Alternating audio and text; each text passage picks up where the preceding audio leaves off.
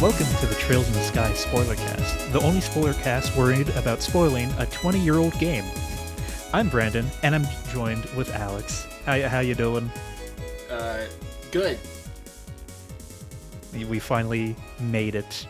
We made it through the mines. A whole game has fallen before us. Can you imagine? So nice. If you're listening to this and don't know, we run a blind podcast called The Bracers Guild. You can go check it out, where we go chapter by chapter. And this, we're going to talk about the whole beast, the whole meat of it. Mm-hmm. The potatoes are being left on the side, though, because the side content does get a little bit stale after a bit.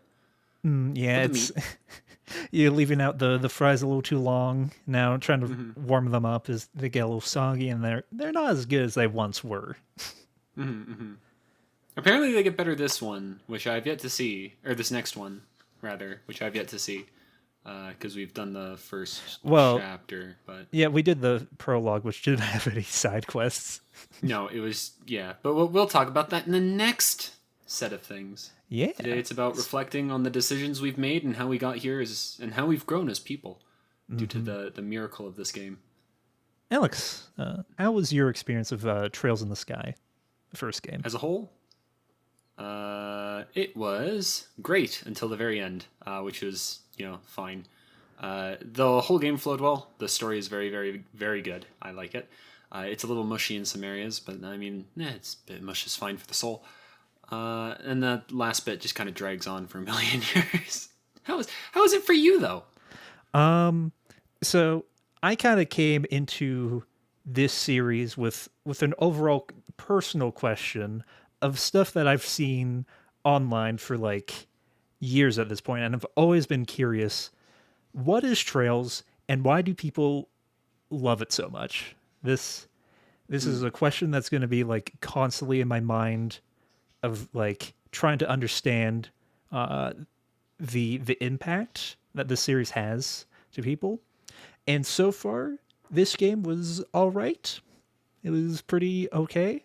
I can like see some like the elements that like people could like latch onto, but right now it hasn't really done much for me yet. But it has like some fun, interesting bits. Yeah, it's definitely. I feel like this entire game was basically set up for something else. I've heard, but I remember reading a Steam review, and it was like, this is like the idea, because for some reason I thought like the next game would be like an overly long prologue, which is not the case. People have described this game as like the 40-hour prologue to Trails in the Sky second chapter. Yeah, because it's kind of neat in a lot of ways too. I feel like this is it. The game, okay, so it's weird in a sense because normally when you play a game, it's a start and a finish, and it's its own complete package, and that's it. Having a game that's been split into two, it's like you're watching Lord of the Rings. Like, it does feel like a prologue more so than it feels like a series or a sequence, because I feel like almost everything to do with these characters that we just learned was effectively their backstory rather than the thing that's relevant to the characters, It's like learning about, I don't know, what Spider-Man was in high school before he became Spider-Man, and then you start learning about like him being Spider-Man. It felt like a whole bunch of just like short form notes that were expanded really, really long. So this game was split into two games because the scope got a little big with it. And you can like kind of tell because like there's a lot in this game that feels like, oh, we just didn't really have time to like cook this aspect because we're like putting like so much resources into like dialogue, text, story, that like some like other aspects kind of like, okay, let's rush through this to get to it, because it's like they do really good world building in this game, I'd say. I don't know if like I'm really like, and some good character work, but I don't know like narratively it's like the strongest. It feels like, that's what I was trying to say. It feels like we know so much about the characters and can be attached to the characters really well, but we don't really have a reason for being there yet. And the reason for being there was given at the end of the game, not the start. Yeah, like there is like a few things. Like the overall general thing is like, oh, let's go find Cassius. Oh, then let's become senior bracers. Oh, then let's stop the coup. Yeah. And then like, What a fucking escalation. Let's go find Dad. Oh, let's get promoted. well, I feel like Oh, the let's coup. stop a government being overthrown as 16-year-olds. I mean, the Cassius to like the coup, like all of those like individually all mesh well together, and all those like plot lines I feel like flow well like together. They're just not like as strong as like a sole thing because like Cassius is all wrapped up in like this government political thing that we don't know. We're on like this small scale, and then like once we've figured that out, it's like okay, now let's do our like own like internal goals, and those internal goals kind of get brushed to the kind of like the wayside, but like also like kind of like fully complete because like they did like their whole foot on journey thing that they set off to do. So like, and like brief spoilers for the second game. Like it kind of comes full circle once you go into like that prologue of second chapter of like, oh, here's kind of like this full journey. Like, okay, now that's done. That's like there feels like a nice progression there.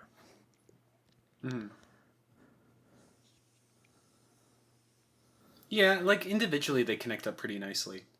It is just funny to like look back on the whole picture and be like, wow, this is a messed up painting. And it ends in such like a crazy way too. I And feel even like the characters get a costume change almost. It really feels like we like weirdly enough, it feels like we went out of order. Like this is the game that you would play later to get more context behind the characters who already went on some sort of story or whatever, right? Like this would be like I your guess cozy, like sit by the fire kind of game to get more involved with the character's backstory. Does that make sense? Because they do that with I movies sometimes, where it's like, oh, there's this big thing, and then it's you like you kind of like like the character so much. Here's the here's yeah prequel. prequel, yeah.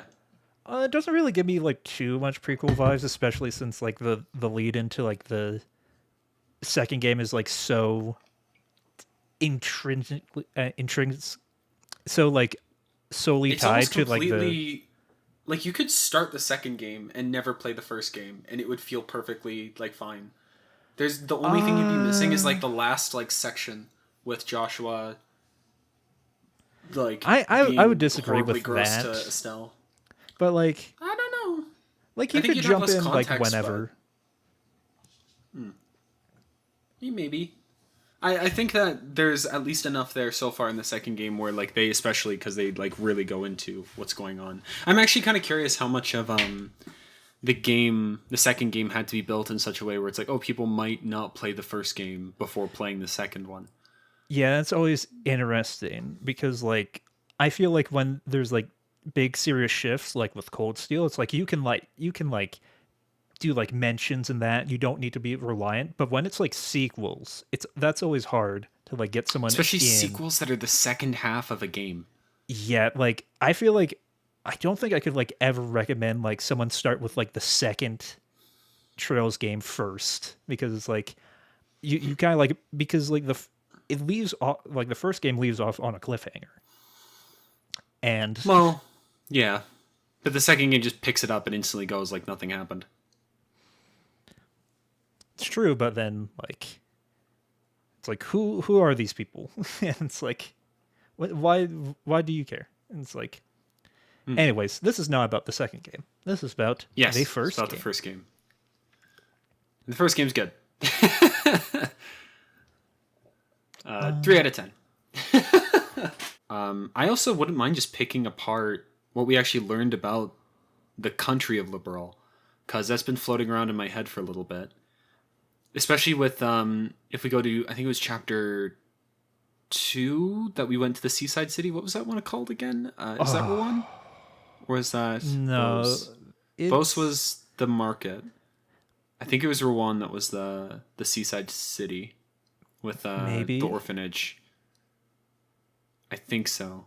Because after that it was Zeiss. So it was Bose, Rouen, Zeiss, and then I don't remember the first I'm town, gonna be completely even honest. I though. complete like I chapter 2 is just kind of like a complete black hole in my memory.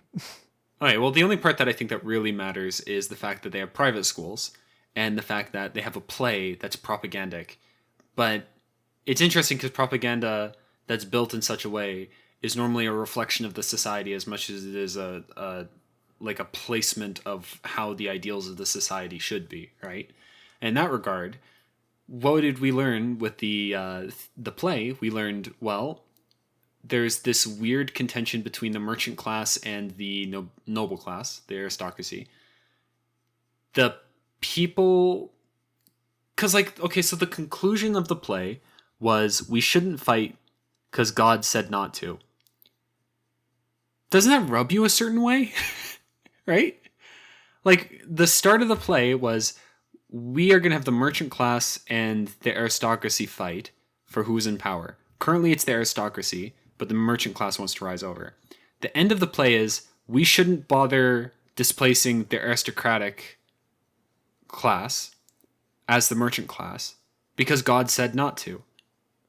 And furthermore, in the archaeological section of the final chapter, they say that Septians in general were in the quote unquote dark ages until God was created.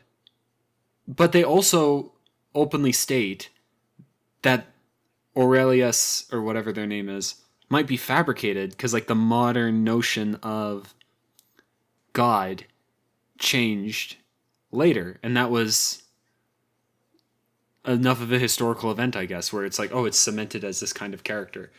And you can also see that there's still a monarchy in Liberal, but they still act as though somehow this notion of like, oh, the merchant class didn't take over, the monarchy's still in power, God said we should be fine, therefore there's no social hierarchy anymore. The trees just disappeared. But there's still a feudal class hierarchy. There's still a queen. She still runs the whole system. You know? So what's going on with that? Not only does she run the whole system, she does it through a military. Because the military is basically the police force of this world. And if it's not the military, Yeah, it's kind of like it's the yeah, bracers. because And the bracers are like mercenaries. I feel like the bracers are like they're clearly their own separate thing compared to like, you know, the royal guard and like military, but I didn't think about like how the royal guard are kind of like the knights and then like there's just kind of like a military. It's like I don't know like how many like monarchies exist today with like, you know, like a quote unquote modern military, but it's an interesting thing because you don't really see that it's often. like an autocracy, right? Like it's like it's one of the least free societies you could ever have. So I can't help but be a little curious about like what your opinions are regarding any of what I've said so far. And do you suppose that religion is going to show up more frequently in future Yes. Trails in the Sky first? Yeah. Yeah. It because of one specific character that comes into next game, but Yeah, Kevin. and the whole third game, but Yeah, where the cover art is literally a nun and Kevin. him.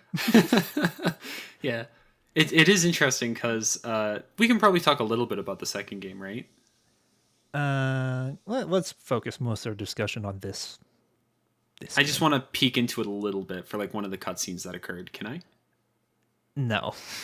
Damn. We're gonna get too lost in like not talking What about this game specifically. What I will say is that there's this notion of like technology versus religion that's kind of starting to get placed somewhere too. That seems like, I mean, Trails in the Sky is just basically a juggler on a unicycle, just like juggling as much as he possibly can with like 13 different balls. That's just the series so far. But it seems like some of the balls are being kind of discarded, you know, and other ones are being brought in.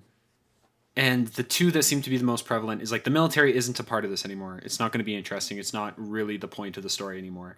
And the other one is like religion and religiosity versus modernism, I feel like, is going to be a topic of discussion in future parts of the game, which I think is exciting.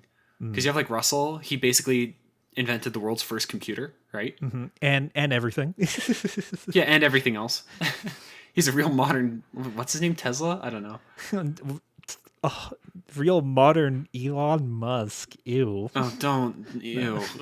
He didn't invent Jack. Dude just commanded other people to do it for him. Hot take. I did want to talk as well about analog and digital stuff. That's a decent segment. Yeah. Yeah. Because it seems like So, the Kingdom of Liberl, it started in a kind of... Did it ever have a mechanical era? Do we know? Yes, it did, because there's gas cans and oil and all that stuff in like Zeiss's factory. It's like, oh, we don't use this anymore. And like Russell tries to use like a big buzzsaw, mechanical buzzsaw to break the black ornament. So there's like definitely like previous analog before like 50 years ago when Epstein. God. Well, unfortunate. By the way, this game man. also has CP. I just want you to know that. CP does. and Epstein. That's Trails in the Sky, baby.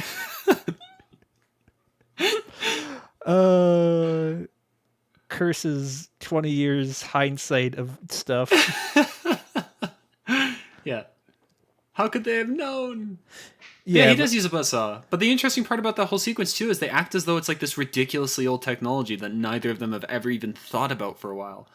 Like, this stuff is out of waking memory. Yeah, I mean, it's been like 50 years. Like, if you think of like, I guess like the transition from like Industrial Revolution to like, I don't know, like the 50s of like that time gap, I guess. Yeah. And I guess it's different too, because, you know, in the modern world, we think about combustion just because it's a means of generating like energy in a car, right? Like in Trails in the Sky, there is no like mechanically driven car. It's an electrical car. Yeah, it's like a hover car. And it's just driven by just arbitrary quartz energy, I guess, Sepith energy, whatever you want to call it. So, because these things are just like, they just create energy, I guess. Just infinite sources. I guess at some point they must dry up. But so it's interesting in a sense because we definitely hear of a feudal era. We definitely hear of a dark era. We hear of a medieval high religious kind of era. And then we move into mechanical very briefly, and then just completely disregard it altogether. And now we're like firmly within the analog world, right? Yeah, like Skycraft are a thing. What the aesthetics of Trails has always been interesting to me because like one of the things I've known about this series is like how like we just have cell phones and like this kind of like almost like fantasy world. It's like how does that work? And it's like just like quartz magic rocks in it. Yeah.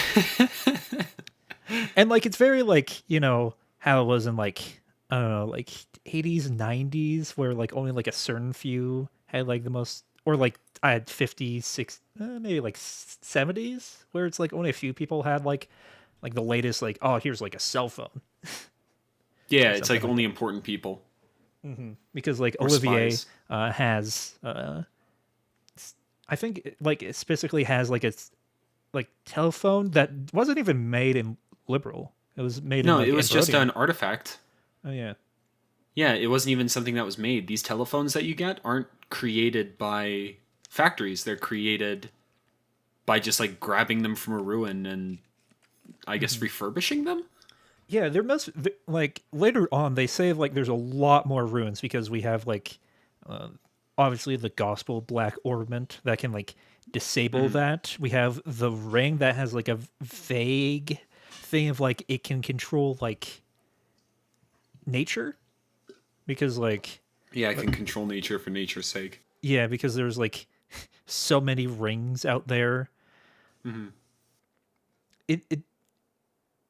It's a weird thing of like steampunk, sci-fi.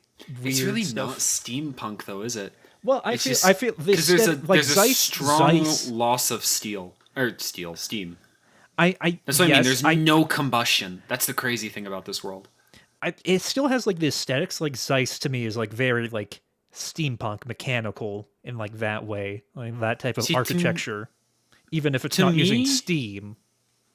I mean, like, if you even just go into the factory, it's not really a factory. Like, there's a single conveyor belt, and that's viewed as like this huge thing. And there's just a bunch of labs, a bunch of people working on effectively early computers, or like things that are about to be computers, right? Like, there's Yeah. just a giant botanical center that's just to measure and monitor crops. So the factory is really more of a lab.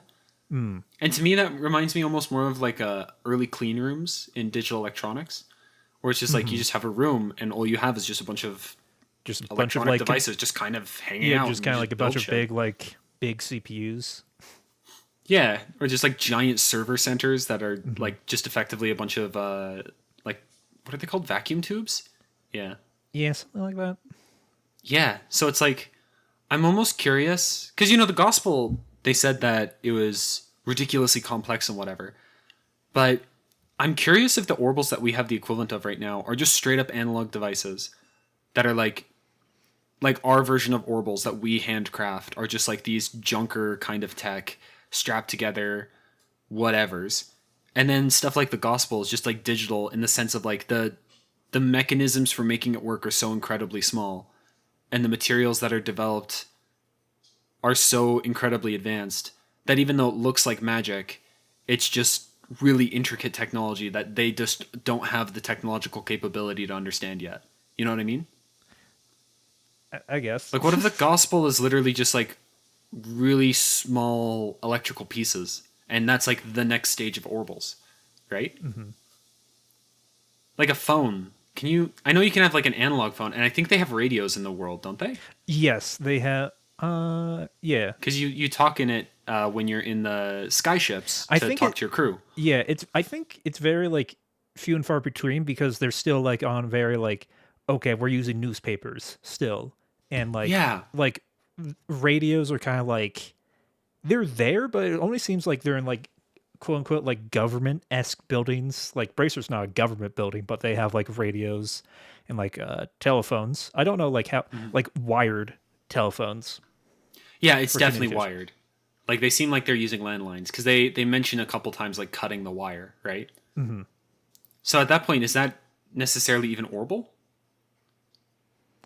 I It guess I is. wonder if there's a distinction between like orbal technology. I wonder how much of orbal technology is just scavenging tech and bootstrapping it from ancient civilizations, I right? feel like it's, and I guess that also gets into the thing of like what was like these ancient civilizations because like at the end of the game we Yeah, go through this final chapter and then it's like oh here's just robots here's just yeah, ancient robots and it's like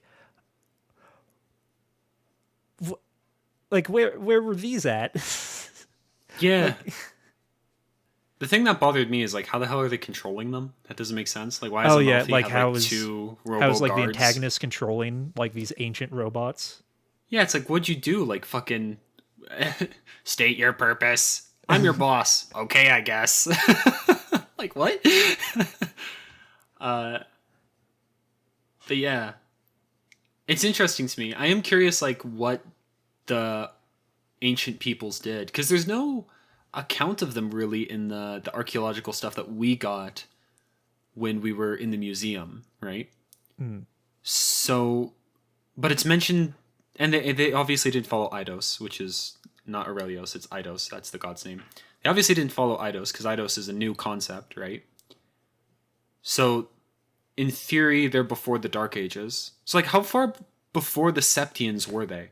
And why are they so Ancient. advanced? Ancient. Yeah, yeah. That I feel But, like like, that's how I feel ancient? like most of the questions to like most of these things is like here's an ancient civilization. Oh, here's like more modern technology into this fantasy world. And it's like here's like some details, but like they're not like overly important, but like interesting to think about. Yeah, and I'm curious, like, do you have any thoughts about where they may have come from? Like, whether or not they're even ancient. Like, maybe they came from someplace Hey, else. like an like an alien like It oh could be. maybe it's like an alien spaceship like the whole like underground area could be like Hmm. a just like some ship that crash landed and then it's like it grew under there. I don't know. Hmm. It could be. I'm not doubting that at all. I mean, in And the that's where final like all boss the fight, orbital stuff.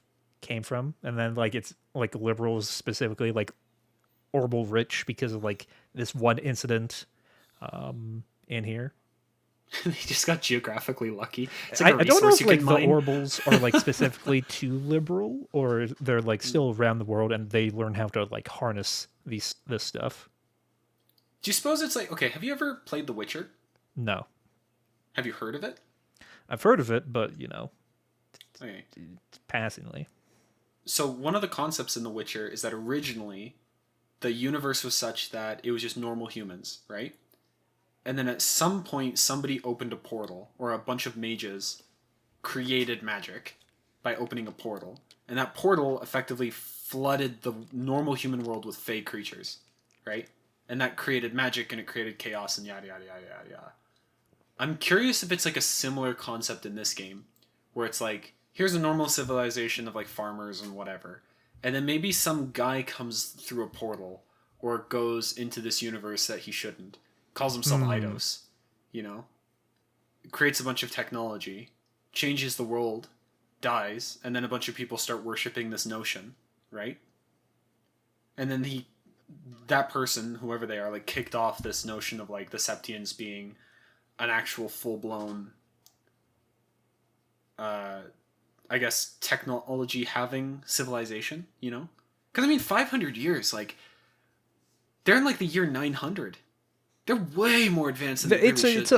It's a they're in the year like 1100, yeah, like 1100 like 94 or something.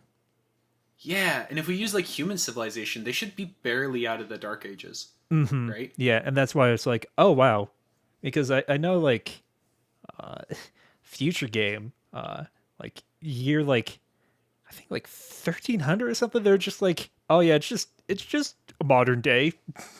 It's like okay, Yeah. and I was like, cool. It's just like they just kind of progressed more faster due to just like slight changes in like their natural resources. Yeah. I'm curious as well, though, if the process of creating orbals, because one of the things that I find interesting is that monsters like Sepith. Why? Right? Why do they like Sepith? Is it something about the monsters themselves? Does the Sepith create monsters? Because it seems that the more Sepith you have in an area, the more that monsters accrue. And it Maybe could just they be like, obviously they're drawn to it, but why? yeah. Maybe it's like some proper like I know Tita said like something I can't remember why. Like they're attracted to it. I don't think she Like went I into think it was like the details. light or something about No, it. Or no, the when she lights was had going into sentient. details about the Yeah. light, that would be like how she was explaining how the light worked, and it basically boiled down to we charge a thing with electricity and it gives us light. She didn't really go into the details of like what specifically causes the creatures to be attracted to it, because I know that it's like they hate the lights created by Sepith when used by Septians in a certain way, but then when the lights turn off, like they run out of charge or whatever, that's what causes them to be attracted, because you need a lot of Sepith in order to actually make it do that light process to make it safe, right?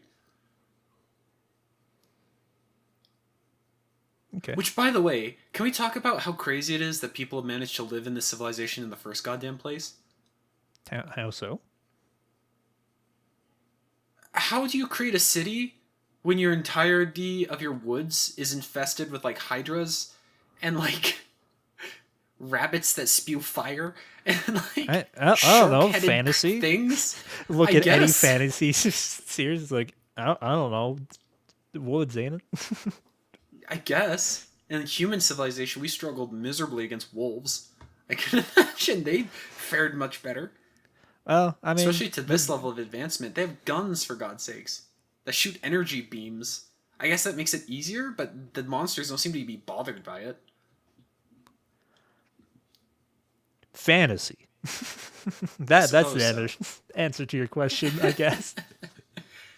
I feel so much better. I've had like this like theorist weight on my chest since we started this whole thing, and I've just been able to ramble about it for like 20 minutes without being told it would be cut out. It's great. Okay, I'm done now. Your turn. Tag.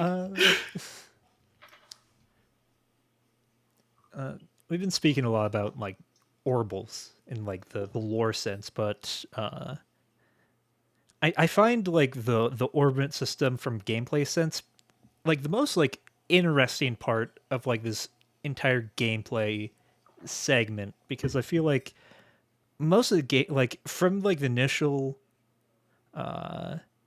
impressions it was like there's not much here, and by the end of the game there's not much here, but I've still really enjoyed the orbit system, but I have a lot of problems with like how it's kind of implemented that I feel like we kind of share similar. Like the biggest one that like kind of like screws it a little bit is how like the character uh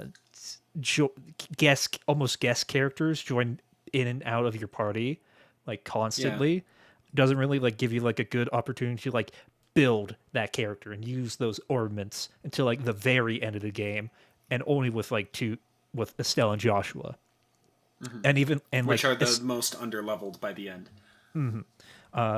Estelle is like a completely blank slate. You can go free. I went like more like a heal kind of like freeze kind of build, and then Joshua is like just built for like uh black magic because of his like initial slot. And I don't know how I feel about those like you're required to have like black ornament for like this thing. It's like it gives like the character like a unique like personality in combat, but also it really like restricts like what they can do. At the top end, yeah. I feel like one of the big issues I have as well, though, is it doesn't really do a good job of like. So, everybody can have fire, everybody can have water, and everybody can have decent fire and water, and like dark and whatever. Like every single one of my characters had really good. I think it's time. Is it time or mind that's black? Uh, I think it's time, isn't it? And times, whatever. I'll yeah, just keep saying black. yeah. Everybody by the end of my game had like level 3 black magic. Just because black magic shows up everywhere. And then And like every there's single one of like my certain characters like had like gold, whatever it was, because you yeah, just that's need it in order space. to get the higher tier spells. Yeah, space. I think it's space, time, and mind. I think time is white, mind is, or time is black, mind is white. That makes sense to me anyway. Yeah, that would make sense. I'm not gonna look it Yeah. up. Here am I. Get in the comments. There I have. Alex, you idiot! So it's like everybody kind of ends up being the same, but not really, but like mostly the same. And then every single character has like one specific set of magic that they're really good at, but they're or not it's that or much it's better like at. two like Charizard Yeah, and like like two. Agate are very like Agate you're fire, Charizard you're wind. Yeah. Where Joshua only has like one slot, I think. And it's like his main core. And like one thing I didn't really like, I feel like only Estelle and Joshua should have like their ornament slots like locked because like I don't like okay you spend all these like crystals and or all this septium to unlock it like a slot to get like a like better spell for like one of your guest characters, but then it's like oh they leave. So it's like Yeah, and then they'll get it for free later yeah anyway. they'll get it for free later, and it's like and I'm like even I this yeah I even the next game briefly like has a similar issue where it's like oh here's a character, oh they're gone now, if you spent stuff on it, nope. And it's like I really hope future games do this less and less so like I can just build a party, but I also like the concepts of like characters going in and out, like they have like their own like from a story wise I like that they're going in and out from the party. Gameplay wise I do not. Yeah, It's and it's fine as long as the game doesn't really put any difficulty level on. Because if it's Mm-hmm. like you don't really have to pay attention, it's like fine, who cares? It's just a fun little flavor thing, right? Yeah, because like Actually, I even prefer the flavor over just like the gameplay portion of it. But the moment you have to engage in it, it's just annoying.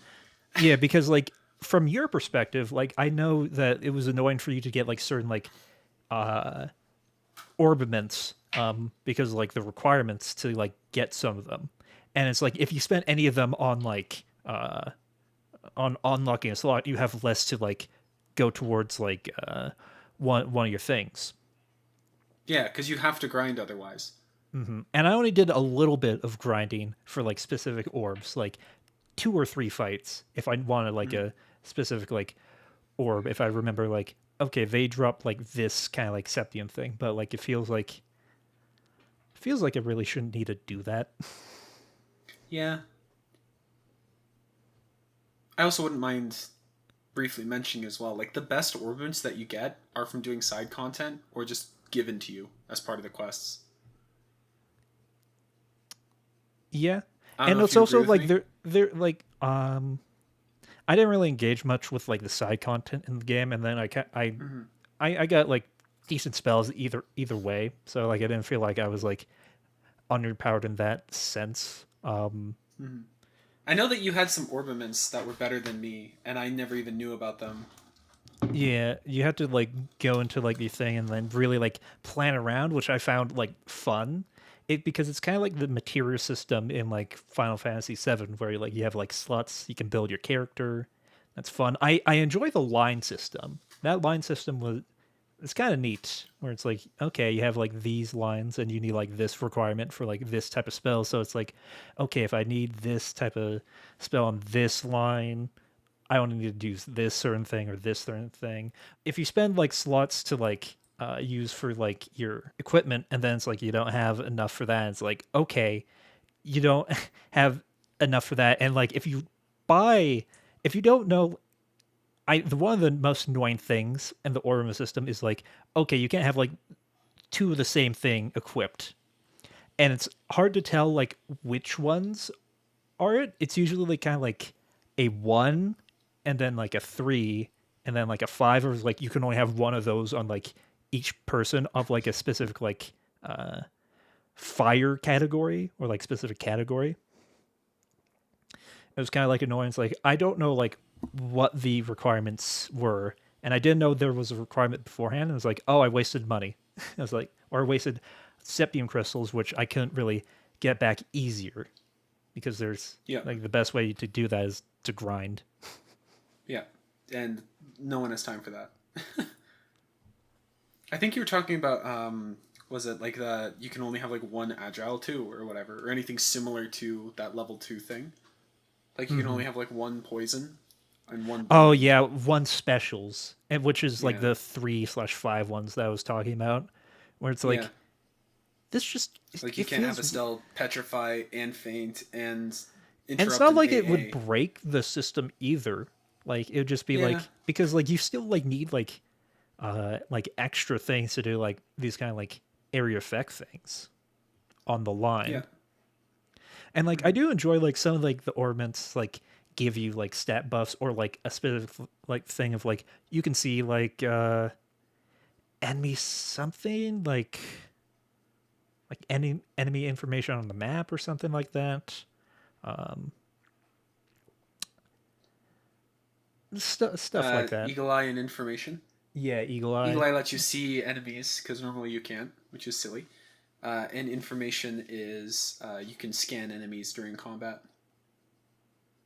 Hmm. Mm-hmm.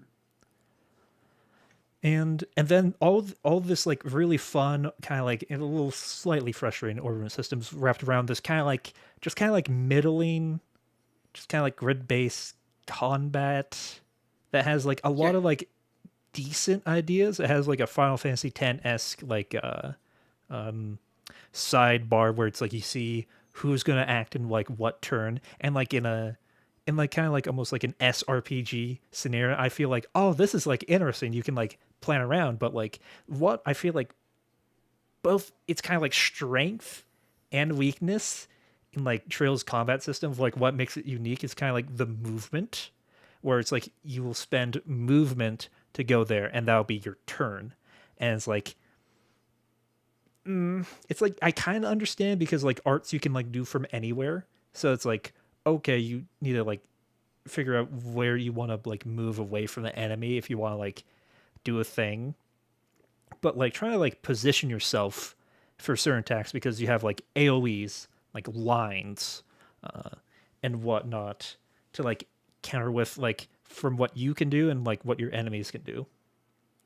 Yeah, genuinely, this game really needed a more in-depth movement system. Like, it needed the ability to root people into place, or slow them down, or add some terrain, or something like that. I feel Yeah, I feel because having speed affect like your like physical movement would have been more interesting than your like turn well, they have that with movement. agility. I feel like what they should have done Mm. is literally just go like, here's a set turn order. This attack is worth this much waiting time. The other person has priority before you do. So, or you have priority over them, and that's just based off of the speed modifier, and Oh that's yeah, it. and And they have most like of the times it's 30 like different games random. nowadays that does that, because like Divinity Original Sin does that, and it's literally you have this much movement, Hmm. spend it, right? Yeah, But it's like a all D and visible D. to the player. Yeah, it's not exactly hidden. It's just like here's your action points. Go out into the world. Rather it being like, nah, you just kind of like yeah, tier this turn will put you back 7 turns. Whereas last turn, it was literally the Well, same turn tiers you'd get usually suspended. always like get the first turn thing usually, or like it's like a Yeah, two but turn thing. usually it should be every single time, or it Yeah, should be like, I think what it being so all over the place, it just feels like a chaotic system where you're just kind of like, I guess I'm just riding along this crazy, like, amusement park ride, and I'm not really impacting things beyond saying, cast the spell there, right? Like, it's built like a because tactical RPG, but none of the elements are in place to actually allow tactical thinking. yeah, Mm-hmm. because like in certain fights, like when you die and like retry, you don't have like the same positions as beforehand. It just changes, Yeah. and it's like okay, so like I could like die turn one from like enemies like kind of like combo thing, which happened to me, and I could do Oh, me nothing about too. it, and then retry, and then oh, I go first. It's like Yeah, and what's even worse too is like, so Trails forces a every single time you die, the game becomes easier clause on everything you do, which is kind of which it would. necessary because there's no way to It's eject out also of an a fight option. if you're. It's also an optional thing that you can use. Yeah, it's on by default. So, It's on by um, default. They so don't really tell you about it. Also, there's like a whole like speaking of menu stuff. There's like a tactics thing where you can like position your characters and like where their which starting is like position is, completely pointless.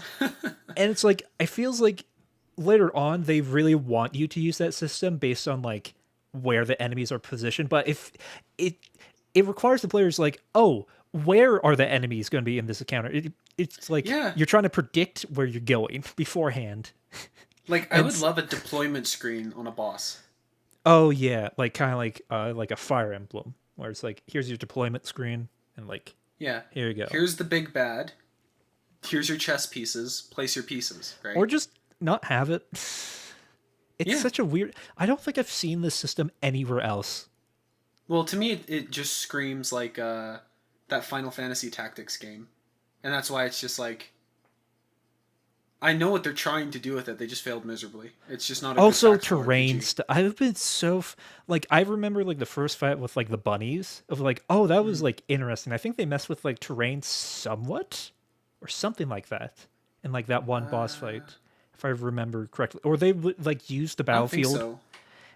I just remember that fight being like oh here's like terrain kind of Mm. stuff and it's like I wish The there was only more time I remember terrain. terrain being something that was used, like movement and character placement being something that was used, was early on with the plants that would shoot seeds at you. And they get Mm. like 7 of these guys and they just nail you with Oh yeah, seeds, and you'd not have one also character on the other knockback side of the is map. yeah knockback's Yeah, annoying. knockback is so disappointing in this game because I feel like so much of this game feels like it's meant to have a really Also in-depth like combat we system. yeah, like we can't do like those heavy knockbacks. We do like slight knockback. Like Hmm. most of your And there's like no way to ults. build towards a heavy knockback. It's just out of your hands. Yeah. And it's like, okay, here's a tool that enemies can use, and it's just annoying. And it's like, Hmm. And if you don't engage with the movement system like me, it's like the enemies will just kind of like push you to like a corner, and you always have to like go to the place, and it's like I feel like the enemies can like position their attacks positions way better than you can because you just like I press attack and then they automatically go to a place where like sometimes enemies will go to like behind you and then attack. We can't do that. It's so annoying. It's like I would love to position my character behind the person to attack to maybe like Yeah. corner them or like get them into like a circle, but it's like you press the attack button, you just go forward to them and then bam. That's it. Yeah, and if you press like attack on the ground or whatever, you just lose your turn. It's like it'd be great if the movement system let us expend movement to move somewhere first and then attack, but no, it just puts you on an arbitrary timer dependent on how much you use. I guess. Like, is there a difference Like it between would be a moving great one square option and for an 8? auto battle. It would be a great option for auto battle to like get you like, okay, I'm doing this to just get through a fight, but also give you the Yeah. option to like move and attack. Which, It's specifically by only the move and way, attack and not move and art. That'd be an interesting trade off. Where it's like, okay, and I can move and attack someone, get into like a potentially better position, and then use like an art on the next turn. Because if you can move an art, that would be overpowered. But I like, feel like also like having ranges on arts would actually make it kind of oh nice. yeah, having range because there's like range in like AoEs for enemies, which is like that's the most engaging part of the game is like, okay, I have this AoE, how can I get all the enemies towards me into this thing? Yeah. Because like Where are they going to move next turn? yeah, because like the later arts, the really powerful arts are stuff that don't even home in on the enemies and you have to predict where they go. And I found that really interesting, which you didn't really get to engage with because you didn't get to those like Oh no, the I best did. art. Well, My entire game was like hurricane, or it oh was yeah, aerial, that one. hurricane, and half a dozen others.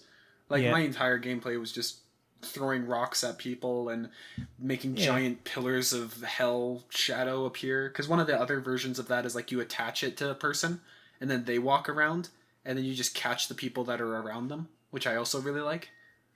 Because it's like, okay, which one of you dunderheads is gonna walk into your friend group? Yeah, like the best spell in this game is the ultimate black spell, which is just a high range and that just does damage. And like unless like it's a boss enemy, uh they just take the damage like raw because like black magic doesn't have an affinity for enemies, which is interesting. It's like a ultima spell or like an almighty spell in like Persona.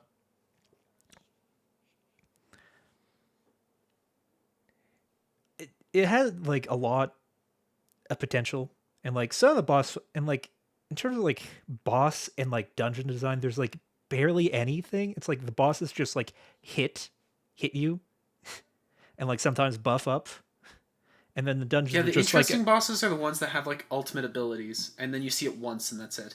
yeah and then like the dungeons are just straightforward paths that like you just go through and then that's it. Yeah. And I'll And save most into dungeons this don't have a because the few save times point. they opened up was They don't awful. even have there's only one dungeon in this game I think has a save point and no, it doesn't. Sky Bandit one doesn't even have a save point. No, it does. Does it? I think that Yeah, might I be think the when only you one. save the hostages and kick out the guys, you get a free health.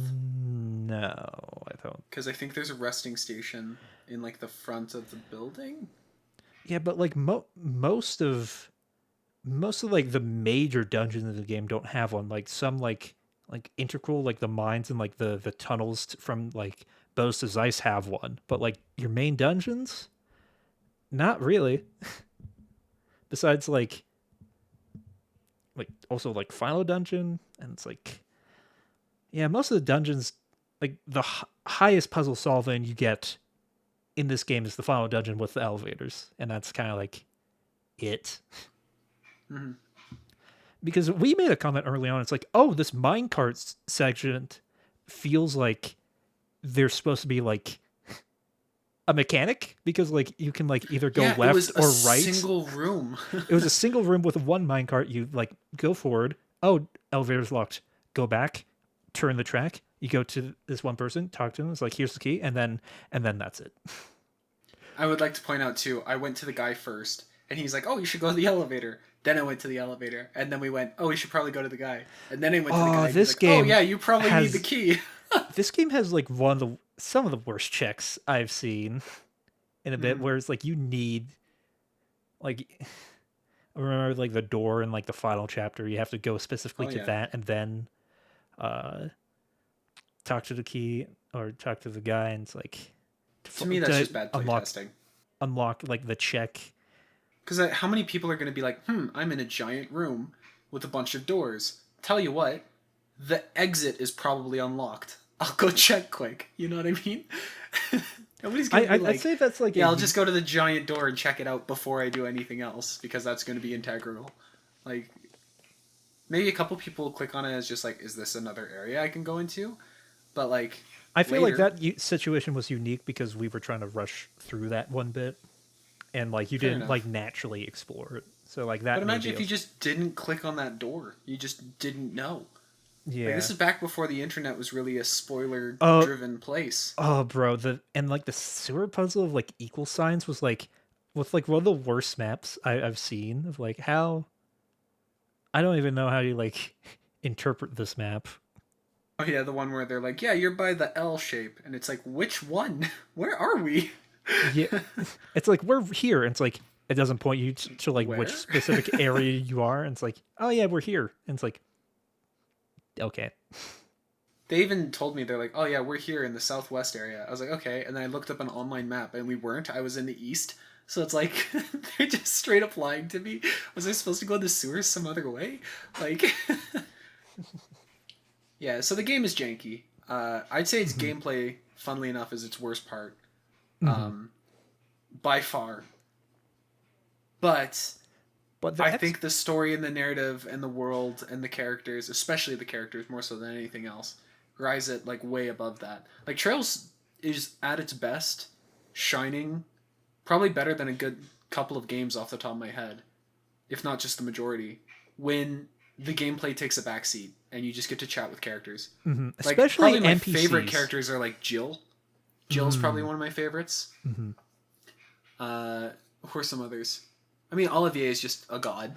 Yeah, He's I easily like one up, like up there. like characters and NPCs. Like the NPCs in this game are nutty, where it's like, oh yeah, we'll have like just so much individual dialogue. It's not just like here's the standard text. It's like, oh, I'm a character in this place, Yeah, and you and can it's like like, come back to them too, and they have like things that have happened while you were gone. yeah, it's like that's probably like the coolest thing about Trails is like the world. It's just Yeah. like here it is. Here's a world. Here's all this like background stuff that yeah, this usual thing, but like it sells it due to like how much character like NPC writing there is. Mm-hmm. And And the like times where it's absent are kind of just like more shocking than anything else. But also they kind of make it work. Like when you go see Dorothea in the mall, mm, and it's just like, "Hey, Dorothy," and she's just like complete dead silence. And they're like, "Oh, she just must be daydreaming." It's like, yeah, you guys can think of something for her to say here. So I because get like it. most games wouldn't have the character like your player characters talk back to the NPC and like have a Mm, dialogue. mm, And like there's so many times where they just do that and it's like, "Oh, hey, person that I've known for a while. mm. How you doing?" And then you do like it and it's like not it doesn't drag out too long. It's just like, Oh, "Oh, this is neat." you know what I especially want to talk about that I quite like?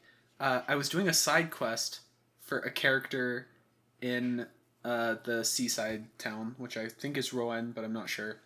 Um, and I did a side quest where I had to like pick up a key for this dock worker, and I had done that like a couple hours prior, and then later I did a side quest for a Phantom Thief, which by the way is apparently a big bad guy.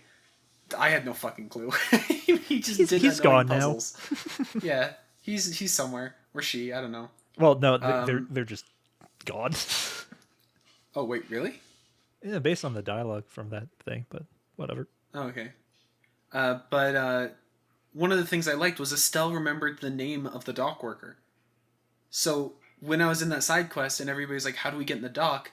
Estelle's like, "Oh, this guy. Hey, I helped a dude out recently. We should go talk to him." Right? And then there's a part of me that's just like, I wonder, because you could just not do the side quest. Would that lead you to another side quest? Or is like, is this just something that's unique because I did this beforehand? But it's Oh like yeah, some, because I never got that dialogue because I never yeah. did the thing. So it's like same thing with I forget like which specific scenario. I think it's in the same chapter. Something. There's also a merchant where it's like you go and help him in the first chapter, and then the second chapter, Estelle is groaning when she hears him, and she goes and meets up with him to help him out again, and he's just like, "Oh God, it's you again," which I love. It's like so much of this game is like the NPCs almost exist as separate entities from the player, which is not exactly a overbearing concept, but it's crazy just how much of it is present. Mm-hmm. The volume is nice, but also the quality of it is nice. It's just good all around. Yeah. Hmm. But yeah, there are a couple that I think are particularly good. Mm. Who did you talk to that many? NPCs? Yeah. Not really. After a certain Hmm. while, I was like, just kind of like wanted to, get along or go along with the uh the thing because I'm not really like much of a person like okay, let me talk to I do like this in many games where like I talk to like almost every NPC in like the first like area or town and then like I never really do that again. Hmm. And it's nothing to do with like the game's fault. It's just more like how my brain's wired, where it's like I'm just more interested in like main substantial like content. I'm not really like a world type guy. I can appreciate like world building and like, oh, here's a living, breathing world. I never was like too into like sim s games or of the type. Hmm. I'm more like a plot and like character type guy. Yeah. I can't talk about an example that makes me very glad for this because it's the second game, but just know that they continue it and it's awesome. So okay, so who did you talk to? Like who did you engage with the most out of the characters in the plot? Like who Um, did I guess you were kind of forced to engage with everybody, but I mean like who like an NPC. no, like a main character. In what context? That's a good question because there's so many characters. Like do we count the receptionists as primary characters in the I plot? would count them as like secondary characters and not NPCs. Yeah. So it's like okay, secondary characters, do you engage with them that much? Uh, in like what sense of game? Like going up and like talking to them like after different scenes? I didn't really do that much. Like I like if there's like a big like like story like moment where like all the characters are kind of like gathering around, I would be like a little talk a little bit, but like it didn't come up too much. So I'd say like all equally, not like a specific like character, because it's always like interesting. It's like what you gotta say. Like if there's like if the game gives me specific like moments where it's like oh they give you like oh talk to these NPCs, I'll be like okay I'll do it, but like on my own, not really. Do we count the fisherman as being a secondary character? Because I feel like he's got some stuff going on. No, I mean, no, there's a that's whole MP. guild dedicated to his If honor. if if they have a portrait, they're a secondary character. If they're not like But in like Brandon, the they're main, trying to fish God. that's an There NPC. are rivals. There are rivals, Brandon. The Fisherman's Guild are small potatoes compared to us. Okay. It's still my headcanon that like one of the 13 is is in the Fisherman's Guild. Who runs it? Oh, it's one from like the fucking Ouroboros Society. Yeah, they're just like, I will fish God and become all powerful.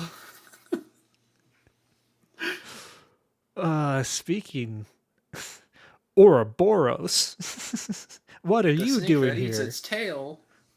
Uh, can I just say I hate the motif of like, we're the evil villains. Ouroboros. Like, I feel like it's just common, you know? Yeah, it's like almost like a Bleach esque thing of like I don't know like fucking just like here's this society of like different ranked individuals. You'll beat them one at Yeah. a time. It or It's like a literally Kingdom just Hearts organization, which I always like those types of things. It's always like fun type of like shonen thing. It's like, oh, you get there. These characters exist to like have fun dialogue with like the heroes and like show off like interesting power sets. Just kind of like more like spectacle than like I guess narrative complexity. It's like you don't really like think of their motives too hard. It's like, is their fight cool? Cool. Are they just cool? Yeah. How much of the 13 do we know of so far? In this game, we only know 2/3 if you count Wiseman. It's Lawrence, Lor- Wiseman, and Joshua. Joshua. Yeah. Do we know any others? I guess we don't know. Yeah, like in the second game, we know one more at the start, I but guess like, it's Lowe, not Lawrence. But yeah. oh yeah. What one thing? It's really strange how like the Silverhead man is like introduced, and it's like, oh, here's this dude, completely different sprite, and then like when the Lawrence reveal happens, like you're supposed to connect in your brain. It's like, oh, it's that dude. But then like the character's just like, oh no, it's not that dude. It's like, Yeah, the characters are explicitly, that's not silver hair, that's dirty blonde. And it's like, okay, so this is a different guy? yeah, this is like a different guy, but like it's like they're like a similar like because like the portrait that they use in like chapter 2, it's like here's this back portrait, and then like when it's revealed in the final chapter, it's like his face. It's like these look completely different. Just like just due to like the stuff. But anywho. Yeah. Who's your favorite of the 13 so far, of the 3 we know? I like Lawrence's just due to his jacket. I love that jacket. That is a cool ass jacket. I don't know.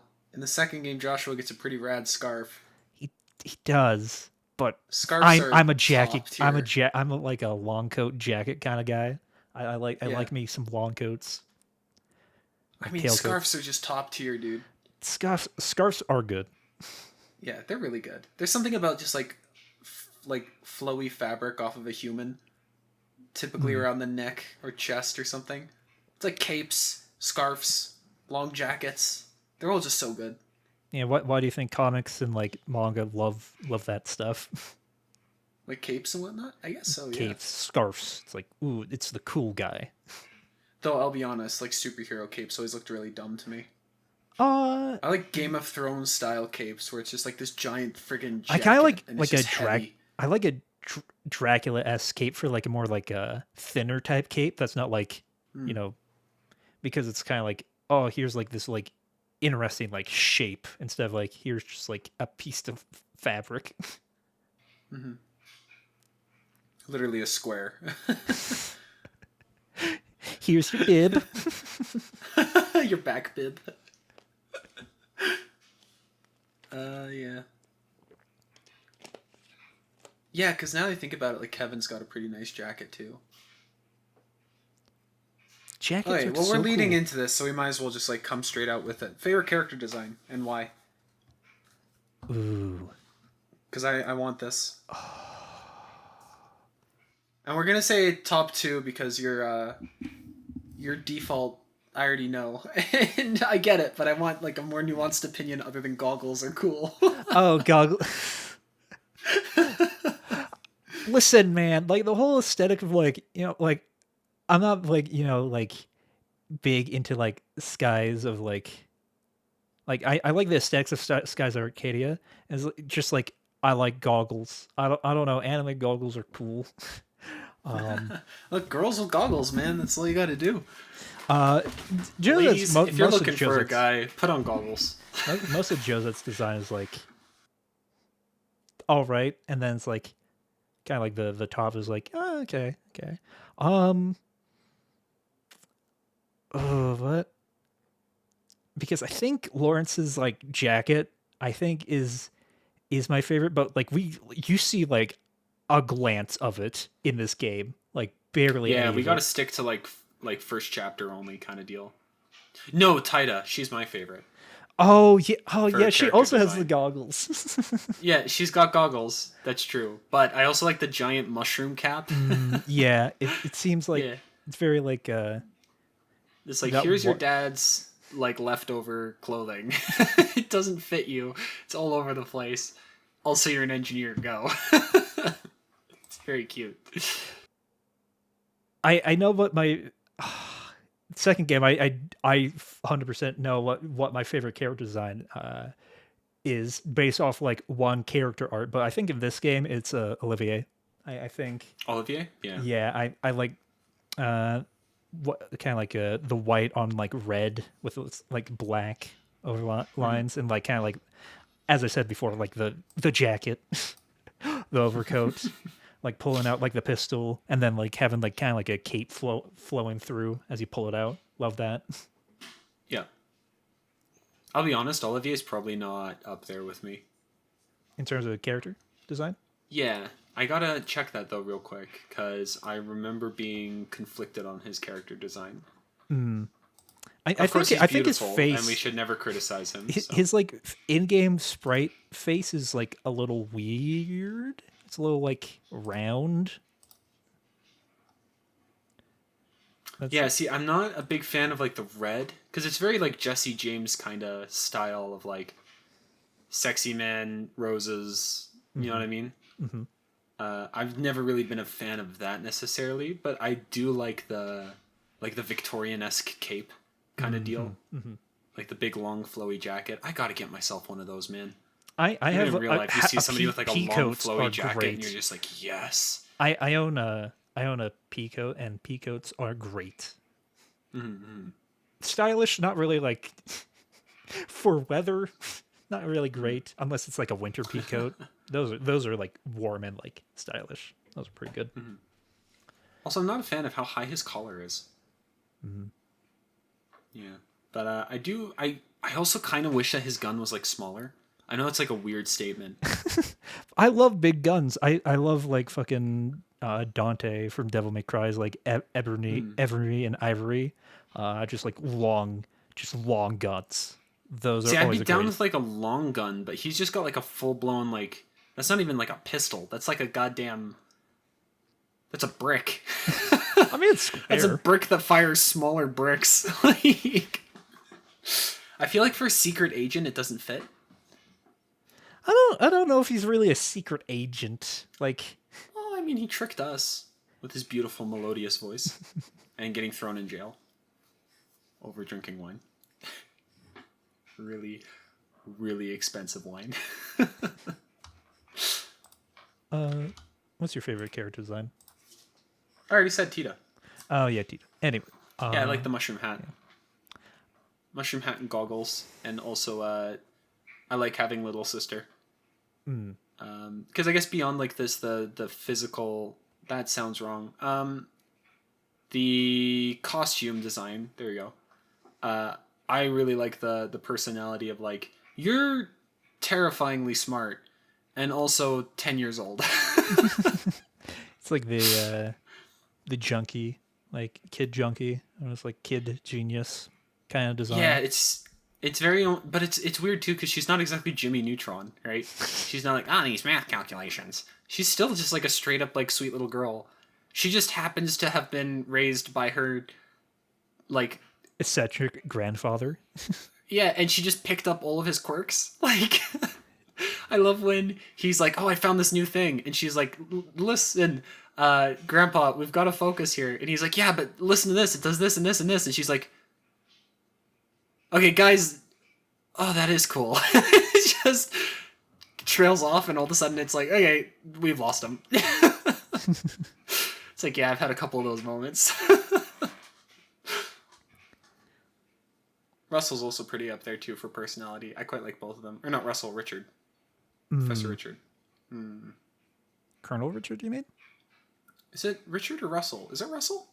Yeah, the Professor Russell. Professor Yeah, Russell. that pair is like my favorite. I think. I think we briefly touched on like the plot being all right, like narratively. I don't know like how you feel with it overall narratively. I feel like I've kind of stated my opinions on it already fairly well. I don't know how you feel about the story. The story as it stands doesn't feel complete. I don't know if it's necessarily fair to. I feel like this game's narrative is self concludes itself. Most of the plot Self-concludes itself. lines, yeah, most of the plot lines like end here with like just like some, oh, here's some tidbits to like go to the other thing.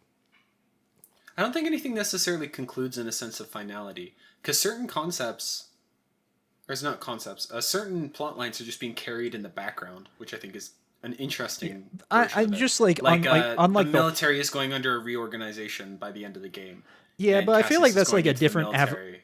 I feel like that's like a like the evolution past like the military's like being invaded kind of arc. I feel like that concludes in like this game, but then ramifications on later games. But like, I guess what's your overall take on like the story itself?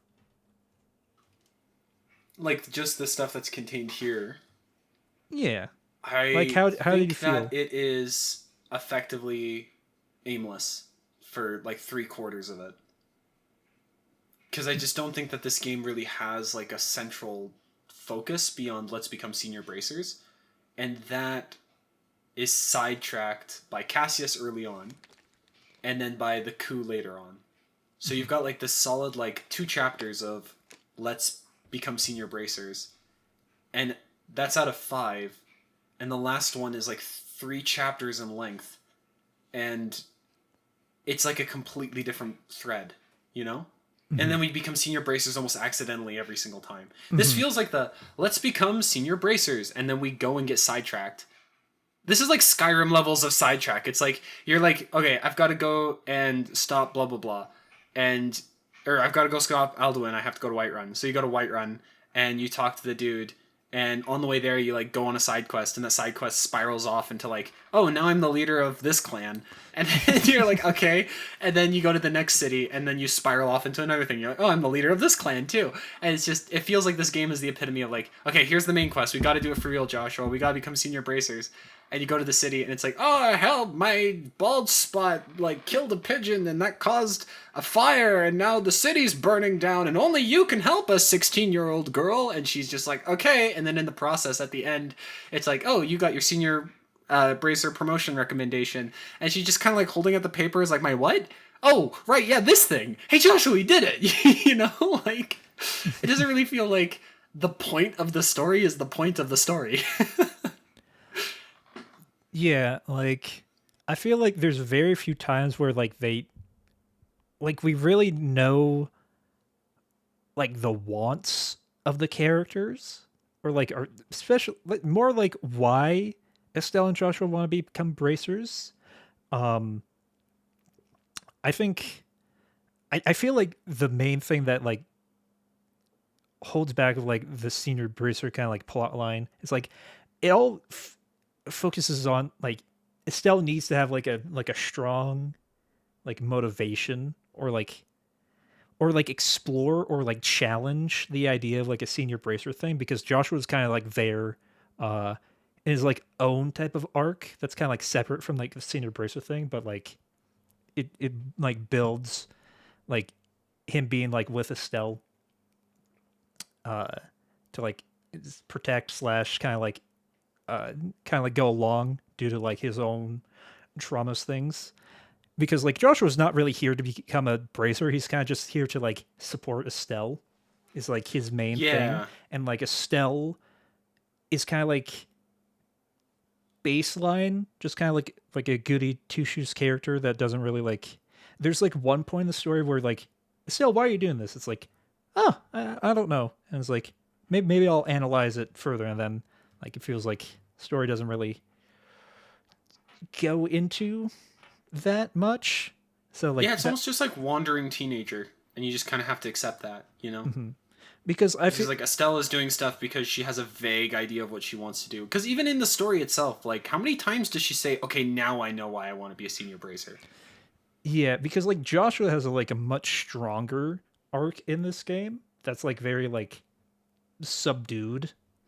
That's like Yeah. it's kind of like its own thing that we don't really get to like the very end where it's like, oh, here's like an interesting thing uh Yeah. going on like story wise. It's like, oh, this is interesting because like it's like I'm alluding to my backstory. I'm alluding to my backstory, and it's like slightly annoying where it's like you don't really like get many hints besides like Joshua being like, I remember this or this that. We don't get substantial things. It's just like this character knows something that we don't, and it'll only like make sense later. But like you can't really like piece together like the specific parts in the moment. I don't know. Yeah. No, I get you. I didn't like the character of Joshua at all across the entirety of the story. I get it, like on reflection, but I enjoyed Joshua a bit. Once he got into like kind of like later on things, it was kind of like I feel like it was really interesting in the beginning. Middle was like flat line, and then like got really like, oh, okay, I can see where this character is finally going, and like I can finally get like slightly invested in like the drama in it, I guess. But like Joshua was kind of like slightly boring character for like most of it till becoming just fucking crazy murderer.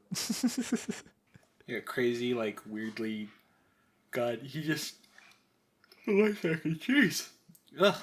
Yeah, he just like completely fucking snaps at the end of the story, which is fine. He needed a reset, in my opinion. So much of his character was just like, I do what Estelle asks. Or it's like I'm a know-it-all due to plot reasons. Yeah, because it didn't never really get elaborated. Like there's times where it's like, oh, he reads a bunch. It's like, okay, like well, obviously that's not it's a good due enough to reason magic for him essentially. figuring out. It's due I to still magic. just It's due to magic essentially, which makes like no sense. And it's like, what is Wiseman? What are your well, powers? How? it's not due to magic. It's because he was trained to do all this nonsense by basically a psychopath. So instead of like doing normal things you do when you grow up and like get socialized or whatever, instead he was just like conditionally programmed and brainwashed to do a whole bunch of junk. Which explains why a lot of his knowledge is extremely niche. Like it's all detective work, right? Mm-hmm.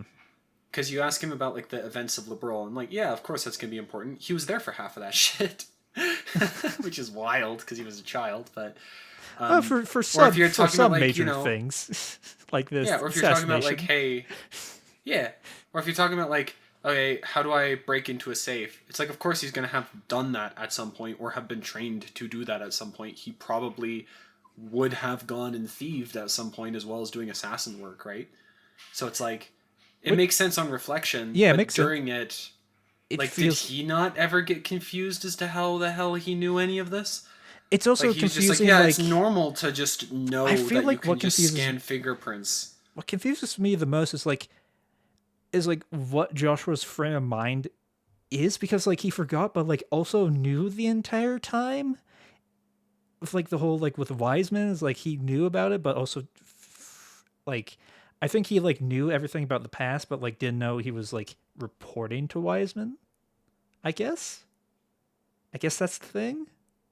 No, because Wiseman had to explain to him what happened and like what, like where his background came from and what organization he's a Yeah, part like of. I Yada guess he yada. locked his memories, but like also like what version of Joshua's memories that he was going to like tell Estelle like 3 years ago or something like what was Yeah. like that state of mind is like I might tell you it one day. It's like what was his state of mind in that specific spot, which was confusing to me.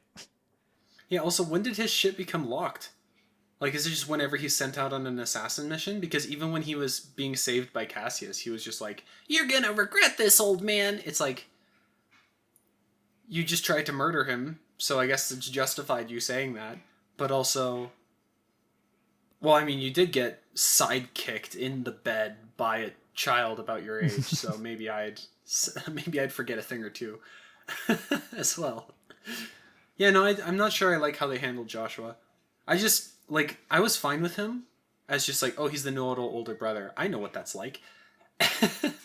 And then the scene where it's like you're in like the mayor's office and the safe is open And just the duality of like Estelle finding some books and like, oh, the books haven't been touched, so that's not why they're here. When there's a giant safe that's open and you were there when the gem was put in the safe.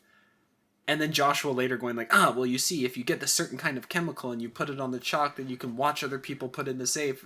Then you can just enumerate across all possible combinations later on because you already, and then just like on and on and on and on. And then we check the other side of the safe and he's like, yeah, it was exactly that. It's like, where did you pull this out of? And it's just viewed as like, yeah, this is fine. It's like, so he's done this before? Like, Estelle, you just witnessed this and you're like, yeah, that's normal. He reads a lot. What the hell's he reading? The last thing he read was a book on the 100-Day War. Like, well, that was after, but like still. No, that's what I mean. Is like he was reading the 100-Day War book at that point because she mentioned it earlier on too. And then it was later at the fishing shack where it's like, oh, we finished it. Can I have it? And you get the option to read it as well. Mm-hmm. So it's like, you know that, like, has in your fucking dumb brain the only response to Joshua's nonsense being like, oh, he reads a lot? Is that where this comes from? Like, how could you live with this person and be like, this is fine? You know? But to be fair, apparently everybody in the entire world knew about Joshua and everything regarding him except for Estelle. that even Shara is like... that is funny. Yeah. Maybe we are just playing the dumbest protagonist ever lived. Okay, what's your all the context we're missing is because of Estelle. What is your feelings on Estelle now? Oh, she's my like favorite character. I'm pretty in the first half of the story. I was convinced that I was just her. Mm-hmm. So many things I did, she'd follow up with, and it'd be like, "Oh yeah, whoops." And we talk somewhere too, but later on, it was kind of like. I feel like she became like boy crazy in a way that's kind of uncomfortable. Yeah, I didn't enjoy that, and then like how dumb she got.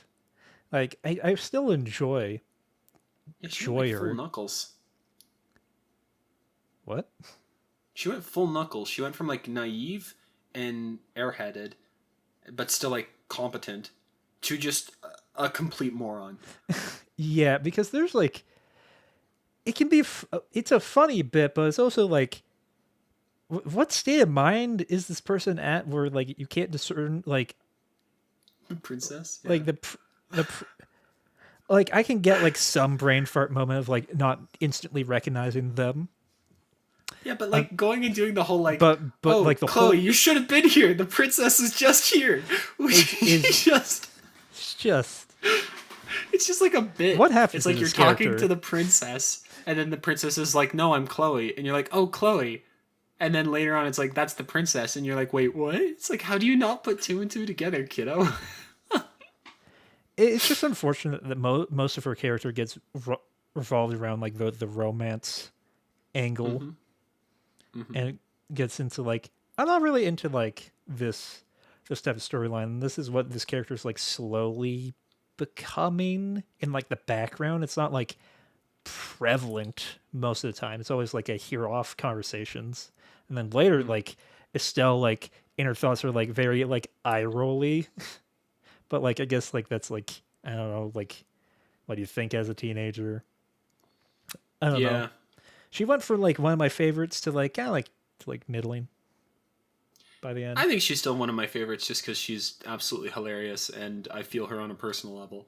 I think she definitely spends too much time in romance land, and I know we're kind of biased when it comes to that. Like, I don't mind romance. It's just the way that this game does it. Mm-hmm.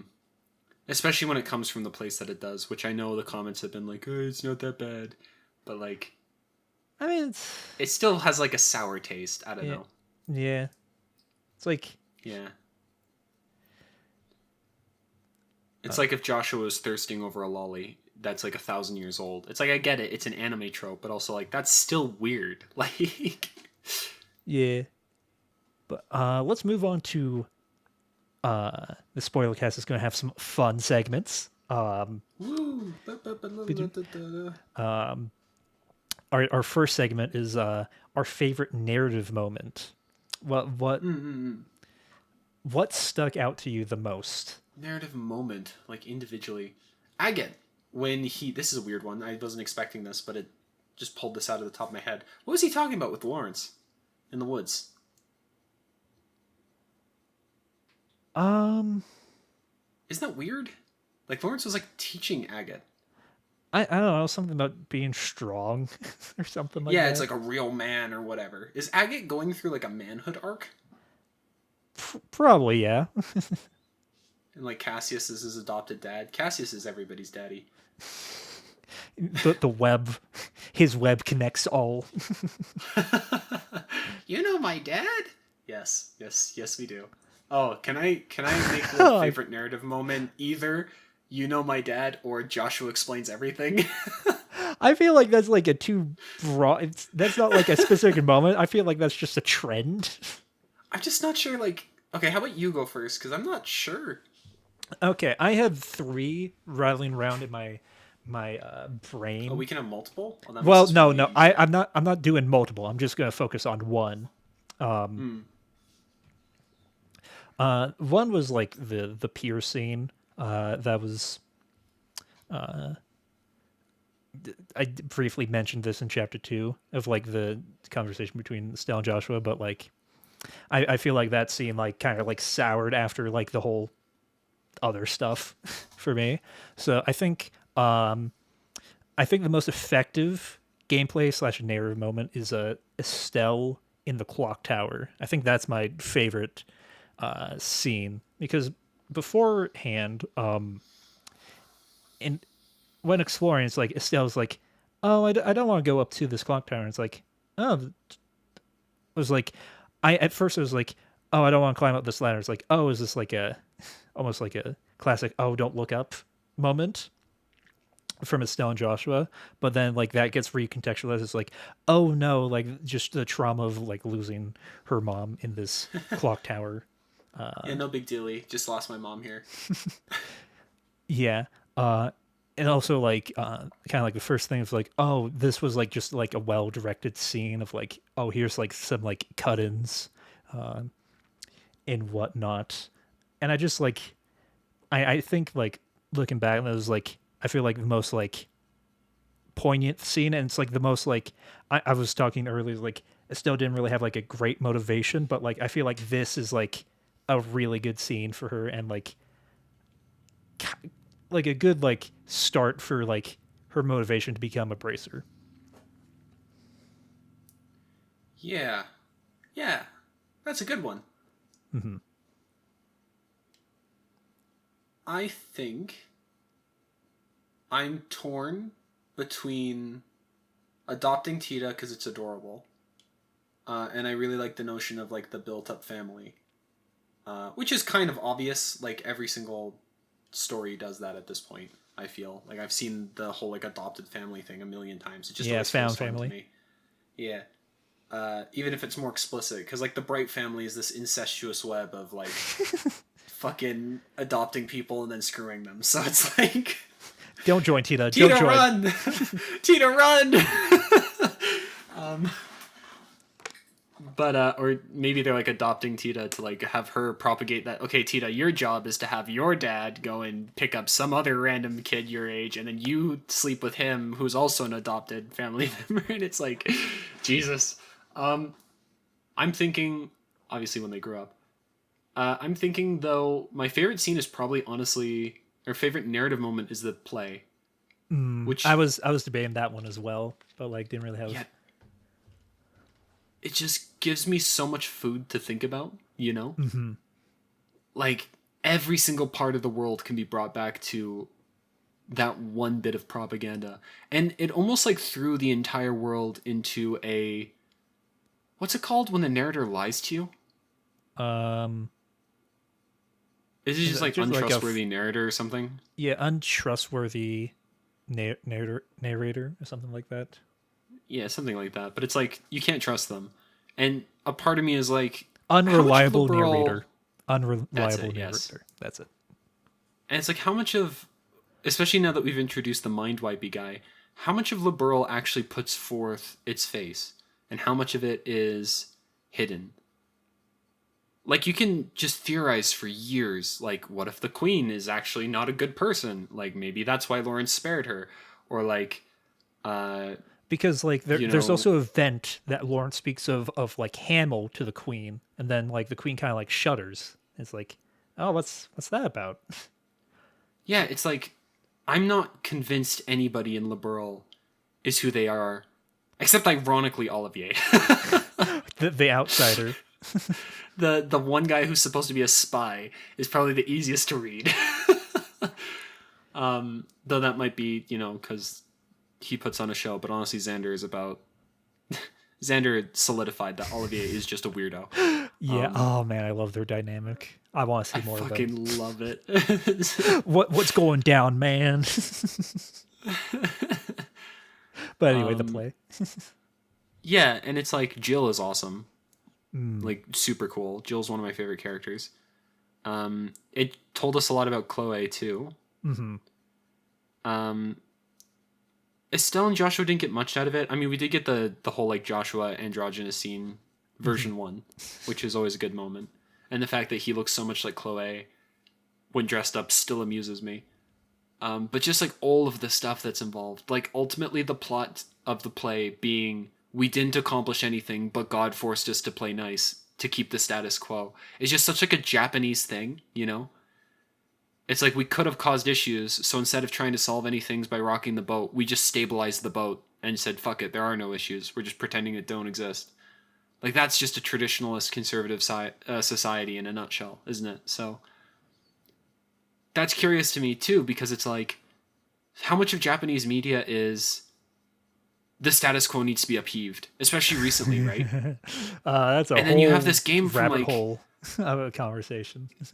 yeah, and you have this game, and it's like society should stay the same because it's just more pleasant, and we haven't even necessarily gotten any inclination that was a bad message yet. If we are gonna get that, so it might be the developers just like adding traditionalist like values and conservative values into a game. And it's just, there's just so much with the play.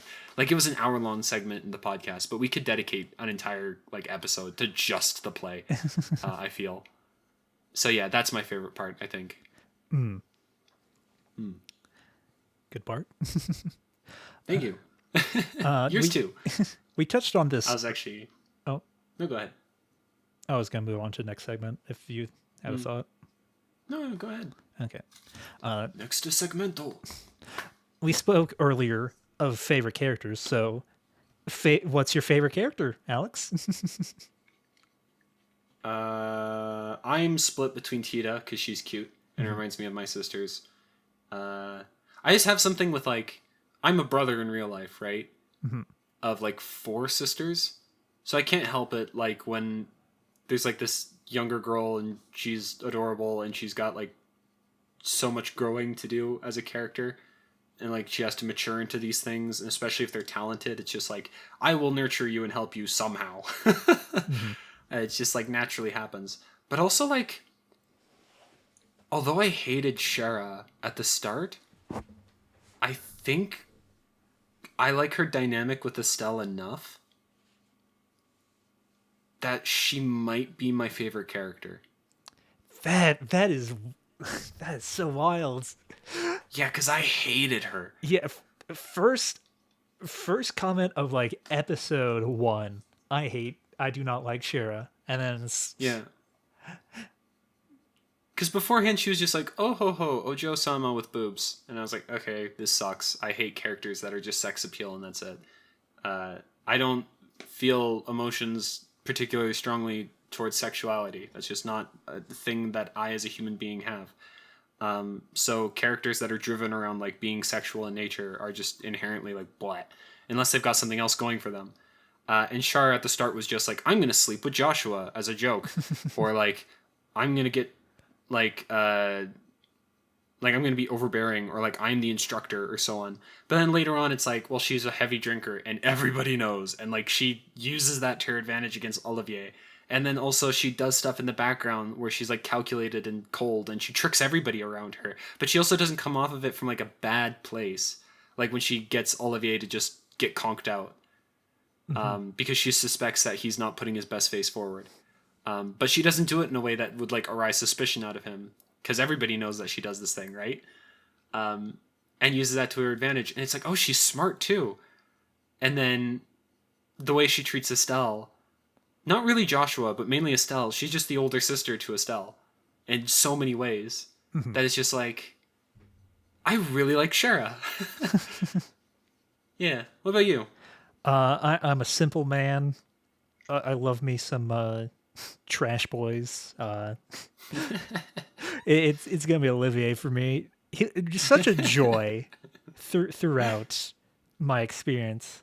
I was very sad when he left, and I was like, oh, man, because like they do comedy bits with him so well. Like I was saying before, like him and Xander, such a great dynamic. We only get to see like a brief glimpse of it, but it's very like I have to put up with this guy's shit forever. I And just want to do my job.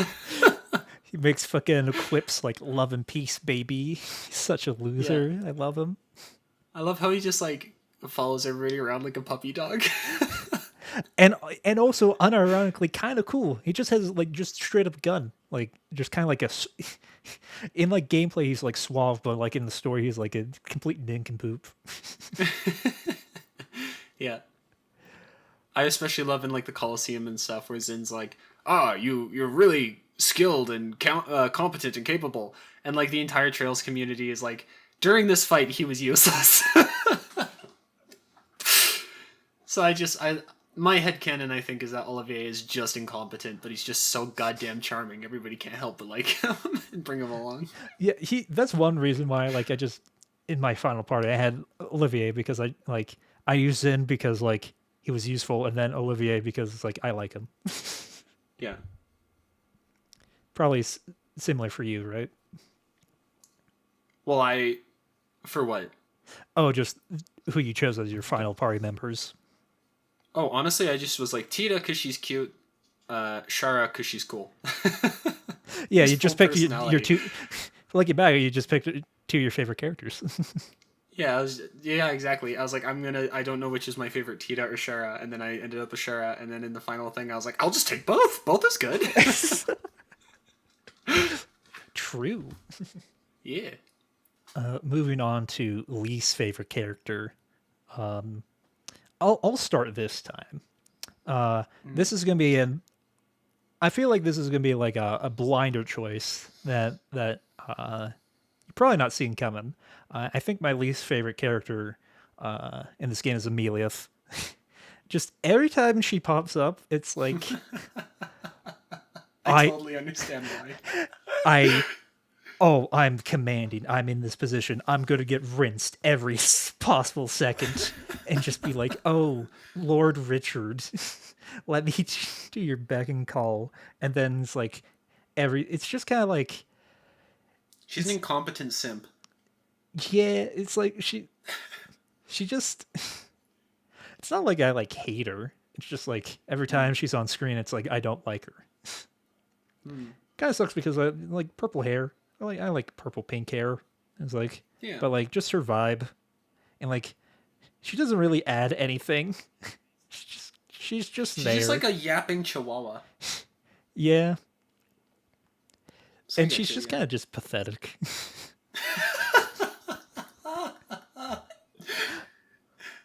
So true. So sad.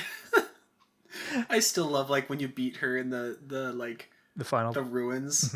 She just gets dragged over to just a spot. Yeah, in the camp, fucking and you Yamcha just pose. walk past her and she's just like fucking dead on the ground. In the crater.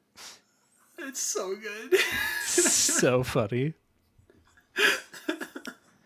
Yeah, I don't really have much else with Ameliath. Because like Sure, I truly did not dislike many characters. When I was like thinking of it, like, I did not dislike really anybody besides her, and just more like what she provided in like the story. Can you guess mine? I know what yours I've is. been very vocal. Yeah, I've been very vocal. It starts with a J. Ends with an Oshawa. Oh my god, it's Oshawa? What are you doing over here? Yeah. Ashawash. Oshawa. Aishasha. It's an OSHA violation. That's my favorite character. OSHA violation. The J flavored OSHA violation. Yeah. Yeah. No, he is awful. The first segment, like, there's a whole he never got better for me. He started out as the self-insert dev who's gonna win the girl. Like, literally chapter by chapter, there's a moment I hate about him. The very first chapter, the prologue, he's just boring, so I don't really hate him there. Then the first chapter, I know I've already contradicted myself. What does the world come to? Alex can't even say a straight truth without going back on his own tongue. And then the first chapter, it's like, again, he's just kind of boring. No, the first chapter, he does the one thing that I keep mentioning over and over with the safe, where I'm just like, this is unbelievable. This is just painstaking levels. Well, of, like, that's prologue. He's a smartass. Is that prologue? Yeah, that's prologue. No, it's not, because prologue is when you go into the sewers and you do everything. Yeah, and the mines. Chapter 1 is also and with in Roulette. Josette, with the safe. Because that's all in Roulette. Yeah, but chapter 1 ends with the Sky Pirates. Yeah, but like you don't do the. And this is during the Sky Pirates. Because this is before you chase. Well, it's part of the, because like the final bit of the prologue is fighting Josette, just in the forest. No, the final bit of the prologue is just becoming a bracer, isn't it? Well, anyways, the investigation happens in the prologue. Okay, well, whatever. Whenever it happens, I don't. It happens directly after the mine scene. segment. I don't care. I don't like Joshua. He does the stupid thing with the safe, which I think is dumb. He's a know-it-all, which I hate. He felt like a self-insert for the character. In chapter, I don't remember 1 at all, apparently, so I'm just going to skip that just to avoid arguments. But chapter 2, there's a section where, like, the girls are getting harassed, and Estelle is just kind of handling it fine. And then the guys kind of the guys who are harassing Estelle and Chloe poke Joshua as though he's, like, in charge of the girls somehow, and he doesn't, like, deny it or anything. He's just like, he acts like pseudo I'm the guy here kind of a thing, not like intentionally, but the developers put him in a situation on purpose to look like a hot dude who's got 2 chicks and he's in charge of them and the other guys can bugger off, and I hate that. I hate it so much. And then you can have fun with future games. In Zeiss, what did he do? I've got a shit list somewhere. I don't think he did anything too bad in Zeiss. But the final chapter, very clearly, I just despised him from that point on. Because it was literally just like... So this dude, the entire time...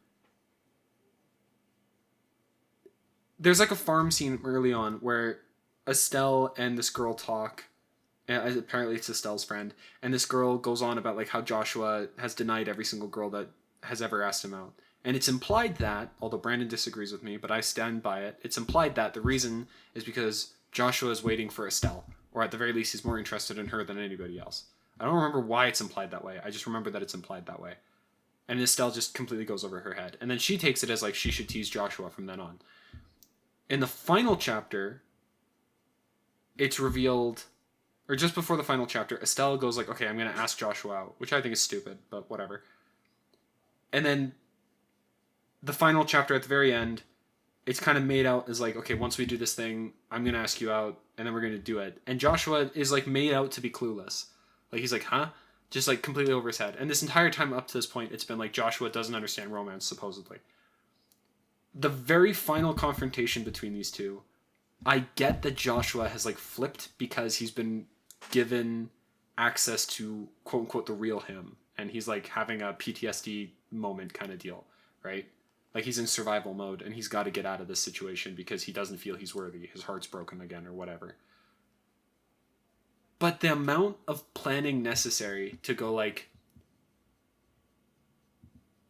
I know she's interested in me, so I'm going to preemptively put a sedative in my mouth so that when she freaks out, I will forcibly kiss her to drop a sedative in her mouth. Like, does he even know if she'll accept it? Or is his plan just like, I'm going to force myself on her to do a sedative mouth to mouth and just hope she's good with it. Like, how much of this was like coincidence that it's okay, right? And from that point on, it's like every single time I think of Joshua, I just think of like, what is effectively sexual assault? And the character's just been completely ruined for me. Like in the next game, there are bits where he shows up and he's just an edgelord, and it's like, okay, so the 3 stages of Joshua: sexual assault, edgelord, or know-it-all. What part of that is good? Is there a single part of it that's redeemable? They're all awful. So yeah, the only part of it that's interesting at this point is how Estelle treats it, and yeah. So yeah, I don't like Joshua. That's my least favorite by far. Mm-hmm. Rant over. I'll not accept criticism on my beliefs because I've had to defend it enough from Brandon. Stay out of the comments. I want to hear it. I'm right and you damn well know it. And I'm not going to argue further. Yeah. Moving on to favorite song from the OST, which is something that we usually don't talk about much, but like I feel like is a pretty big part of the experience. Yeah, although I'll be honest, I'm pretty sure mine is kind of cheesy. I am going to be white bread, and I realize this. Like the most basic of basics. Mm-hmm. But there's a little story attached to this, because of course there is. I'd never stop talking. You laugh through the pain, Brandon. I get it. But like, so to preempt this, when I was younger, I played Zelda quite frequently, right? And of particular Zelda games, I played the Ocarina of Time series, and I played the Wind Waker series. Not Wind Waker, but like all of the games around Toon Link. And when you're young, you're not really aware enough about media as an idea or a concept to grapple with, in the same way one might grapple with like philosophy or just general culture, economics, or what have you in the humanities, right? To actually think about a game beyond just the fact that you're playing it and you're enjoying it. But you still get the effects of that operation of just like having engrossed yourself in that media, and potentially even like the groups associated with that media afterwards, the communities. So later you will access that media again, and you get the nostalgia of the fact that it existed and that you engaged in it in like this pure form. I did not know that you could do that being fully aware of the fact that you're consuming media in the first place. And what I mean by like that just kind of is, like passively consuming media. No, because this is actively consuming media. Like, I am analyzing this game as I go through it. Like, part of the podcast is just like going, what the hell did I just play, right? Mm-hmm. But also being like old enough to be knowledgeable enough about the concepts that I'm actually involved in, right? Where it's not just like something that just happens to me, right? But when I opened up the second game, and the very first thing I heard was Joshua's harmonica song, I genuinely had to sit for a moment in silence and just listen to the song as though I had played this game passively 30 years ago or 10 years ago, whatever, right? I had a blast of nostalgia for a game that I just finished playing. And what's so funny to me, like, you're connecting with like this moment with like one of your least favorite characters, which is like such a wild like dissonance. Like, well, to be fair, like a character that you hate, it's probably meant to be that way, right? So it's normally a good sign if you hate a character rather than a bad sign, because it means that they were developed in such a way to be hated, right? Or at least they have the capacity to be hated. It depends on like how you, I guess, define it. Sometimes you can just hate it. You can like hate a well-written character just because you just don't like them. Well, like, I think like there's a distinction too between like hatred of a character and hatred of the way that the character was used. Mm-hmm. And I don't like how Joshua was used, but I don't hate how he was used. I hate the character. I think the character is awful. But I think that might be a good thing. But the reason I like the harmonica song what's is the because... What's the name of the song? I don't fucking know. Okay. The song he's talking about is "Whereabouts of the Stars." Okay, Mr. Probably Nerd. the long version. Nerd. There's like You should feel bad because you know trivia. it's not trivia. I expected you to like look up the song. Why? When have we ever prepared anything for this podcast, Brandon? Beyond the 12 to 16 hours of note taking and other junk. Also, before delving more into your story, how did you feel about the arranged version for the credits with the vocals? Because that's the same song as well. We were chatting the entire time. I wasn't paying attention. Okay. Yeah. The one that struck me the most is the one that plays at the start of the second game. That's why it's my favorite. Okay. Mm-hmm. And that it happens like at every interesting moment with Joshua. Like every good character moment with Joshua, he starts with the harmonica. So it's always like, oh yeah, here we go. Right? Like it's always like you settle in because you're like, okay, we're going to actually like uncover something about this just tortured kid, I guess. And I don't like the edgy teenage whatever the fuck because that's not a part of my life anymore. So it doesn't appeal to me. But I appreciate like just the fact that that's like, we're going to go through the motions and figure it out, right? Something appealing about that. But yeah, enough about my music tastes. I am unbelievably curious about yours because I know you. I know your music interests. So I'm expecting something that I just haven't even thought of. Well, I have both my pick and an honorable mention because I had a tough bit because I was like, the soundtrack didn't really do much, but then like I listened to like the soundtrack, I was like, oh damn, all the town themes are pretty rockin'. I was like, oh like the diddly dads.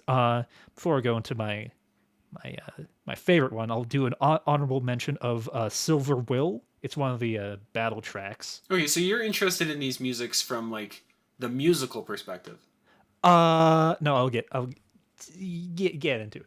Okay, One of the reasons I was interested in Silver Will is like in the intro, there's like a melody that plays in it that I was like, oh, I really like this like kind of like melody, and then listening to the song, I was like, this is pretty good, but like, you know, it's pretty good. My favorite song is Within My Heart, for many reasons. One. It goes back to like one. It played during the clock tower scene during my favorite narrative moment. It usually plays during like most of like big important like quote unquote flashback like scenes where like with the illustrations, and so it really like lands. I really like music in general, and like there's like a nice like almost like emptiness, kind of like hollowness to like the piece that I find really interesting. But it's mainly to do with like every time the song plays in a scene, I'm like in. It like locks me into this scene. It like enhances like my experience with it. One of my runners up for favorite scene was a kind of like shock. Was kind of like a subdued scene. It's Agate's and Tita's scene at the at the top of the tower. And when she gets shot with a fucking neurotoxin. And then Agate takes it, and then like they have like their whole like little conversation there, and like that music track plays in the background, and it's like that's like the one time in the game I almost teared up, just like to like the context, the emotions with the mixture of the musics. I was like, this is really effective, like just music and whatnot, and yeah. It's just a really good. Oh my god! It's just a really good track. I find it funny that your like two favorites are like, yeah, it sounds good, and yeah, it hit me on such a deep emotional, spiritual level. What can I It say? really is like the difference between a 9 and a 10 is so fucking vast. What for like Silver Will? Yeah. Silver Will is just a great song. Yeah, That kind of this one's just a bop. That one made me cry. I feel like the problem with Silver Will is like it starts off strong but doesn't really like carry much. Yeah, when you start off strong, you got to give it even more energy over time. But yeah, that's my favorite. Move, winding down to segments.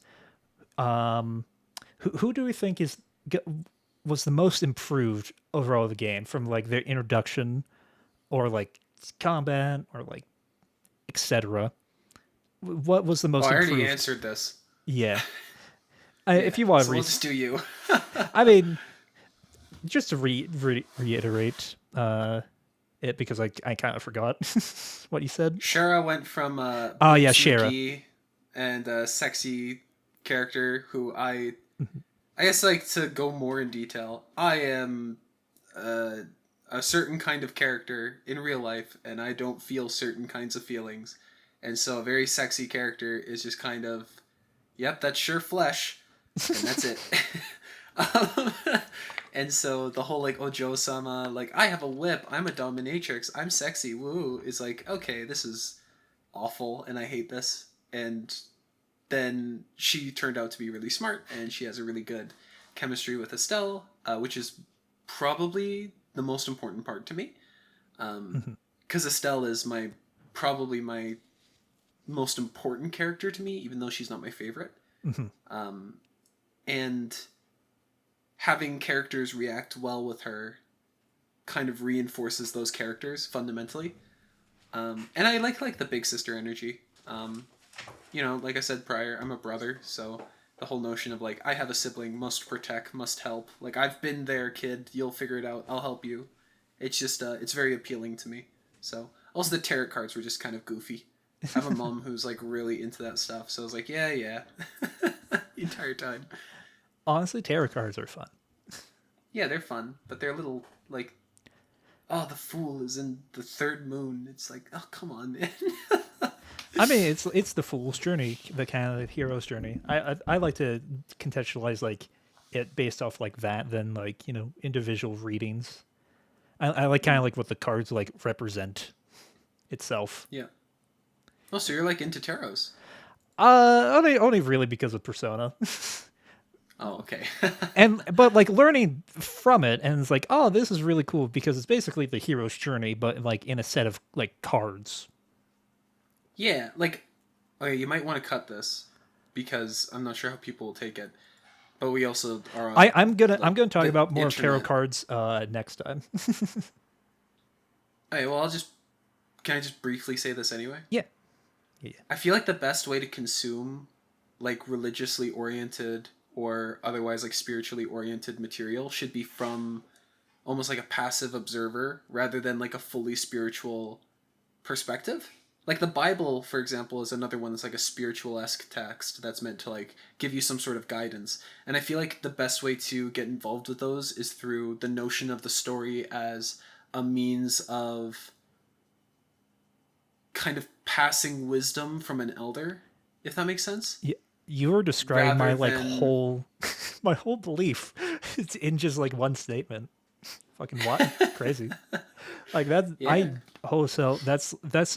That's a reasoning I've come to with the whole that stuff over my years of grappling with it. It's just like Yeah. this stuff is cool.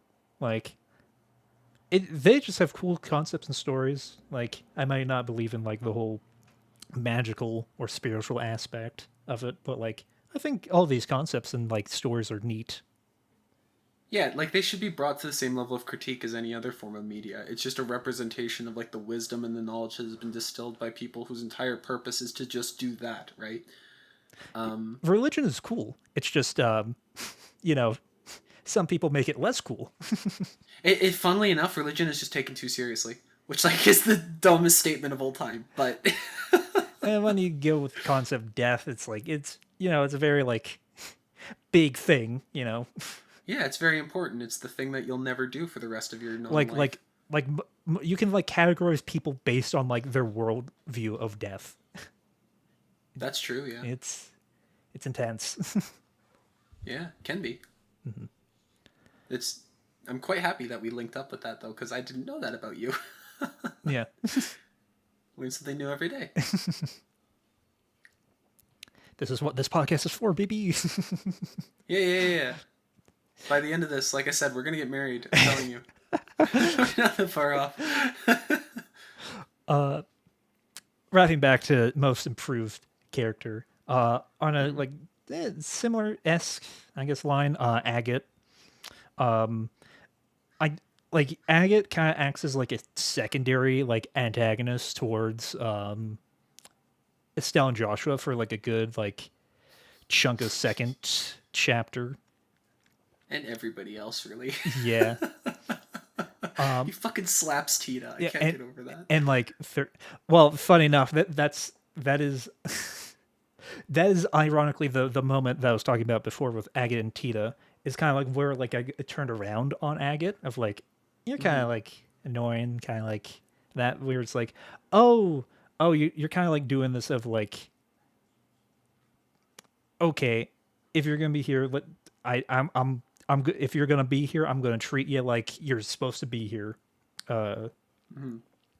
Now and like their whole like kind of like bond beforehand. It's really like Tito kind of like improving Agate and kind of like showing off his like kinder side of like that less brash thing. Like Agate kind of goes through his own kind of like mini arc. It's because of like stuff you said beforehand with like Lawrence and kind of like him questioning that, and then Tito kind of like bringing that out and like, oh, you have a sister? I was like, oh, I only see her like yearly or something. So it's like Yeah. he kind of like gets it's like a bond with that, and then like that bond gets even deeper. And then like later on, he becomes less infuriating, more like funny. It's like, what are you doing here, old hag? And it's just so great. You still have like abrasiveness, but like still like, here's this kind of like new Agate. Yeah. I One thing I'm really excited for, and I hope that we get to see more, is like Agate seems to have this big struggle with like what is manhood. Like Cassius seems to be his father figure, quite literally. And it seems like a good portion of like, he slapped a fucking kid. That came from somewhere. It didn't just. That wasn't just like him going out of pocket, right? He was in charge of the Ravens, which is the. Oh yeah, no, yeah, he was also charged with like the Ravens. Almost completely forgot about that. And then it's like, yeah, he was like and he treats them like they're like brothers, like they're just fuck ups that he has to somehow fix, right? So it's like he has this nurturing side to him. It's just either he had like a terrible fucking childhood, or his dad walked out on him, or he was in an abusive relationship, or something that like taught him incorrectly, I think, if that makes sense. Right? And then Cassius Cassius kind of like brought him more like into like a better environment with like the bracers, but Agate's still like kind of like wrestling with kind of like the abrasiveness of like a kind of like a street life compared to like a more clean life. Yeah. It's definitely interesting. I really want to see more of this because I've struggled with the notion of manhood very frequently in my life, because especially with modern society, we've got like this very recent uprising of traditional values, right? So it's like, what do you replace it with? And I know that obviously one can't get the answer from just like, what does Agate do? I'll just do that because that's just dumb. But I've questioned it enough where I'm curious where the developers of this game want to take this and what I could get out of it, or what I could disagree with, or what I could agree with. Yeah, and that's ultimately like what I want to see from like this game series of like, I really want to know like how this has impacted people, like kind of like that sentiment, and interested to see how it continues. And now for the last main big segment, most valuable Bracer, MVB. Doesn't need to be Bracer, but you know. Well, too late. This is Bracers Guild approved. This is you get this and you get framed on the wall. I'll start first. Shara was my runner-up in like a story sense of like kind of like guiding people and then like saving people last second. But my main MVP is Zin. Zin from a combat side absolutely saved me time and time again. I'm just gonna add in that's also mine.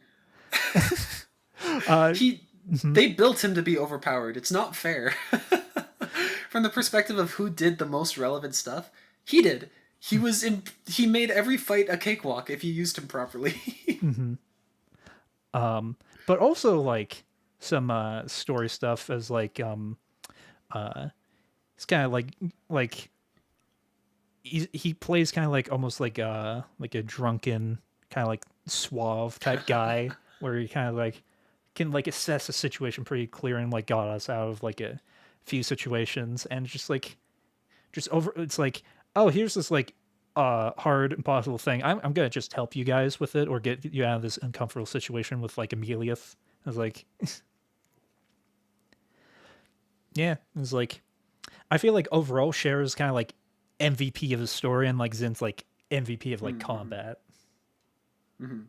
Yeah, I don't have anything to add because you're just right. Yeah, this isn't a subjective discussion. This is objective. Zin is the correct choice. This is the correct opinion. You can't disagree with us. Yeah, and any of you who do, get out of the comments. We don't want to see you there. Goodbye. We're done with our segments. Or so you think, Alex. There's one left. I have oh no, that's different. I have a surprise segment for you. Oh shit. Okay. I'm ready. I'm going to introduce the incest meter. How incestual was this game? What? From a scale of 1 to 10. How incestuous is this game? Dude, come on. On a scale of 1 to 10. I don't know. Like, they bathe together, but that's pretty normal.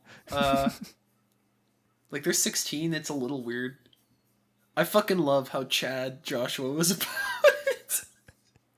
Estelle walks in. Joshua's just like, oh, yes, I was thinking about this thing.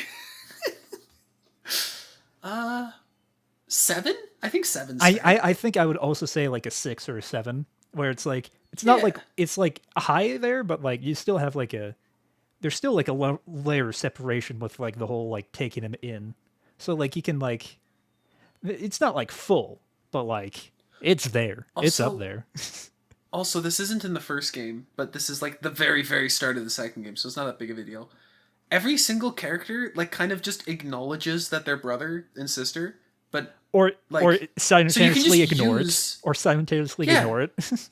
So it's like there's like a part where like Kevin or whatever is talking to Estelle and she's like panicking over Joshua, and Estelle says, "I'm looking for my brother," and then in the next sentence says something my boyfriend. So it's like, for some ungodly reason in the Septian society, it's just accepted to like have brother, because Kevin doesn't know anything about this, and he's just like, yeah, no, this makes sense, and teases her about him being like, either this is developer oversight or this is translation or something, but it doesn't feel like anybody takes the whole brother-sister relationship between them too seriously, like any of them. And so for that reason, I give a 7. 7 incestuous out of 10. You know, I'll also give it. I'll give it a 6. There's room to grow in the meter. Mm-hmm. Yeah, fucking pony up, Trails. Like, I don't know how you could get more incestuous. I guess just a sex scene at some You'll point. You'll find out. 16. Don't say it like that. This is a character I'm gonna love for both you and me. Next time on Trails in the Sky, sexy time, baby. There's a character I've been interested in Trails for a long time. What is Is it like straight up incest? I don't know.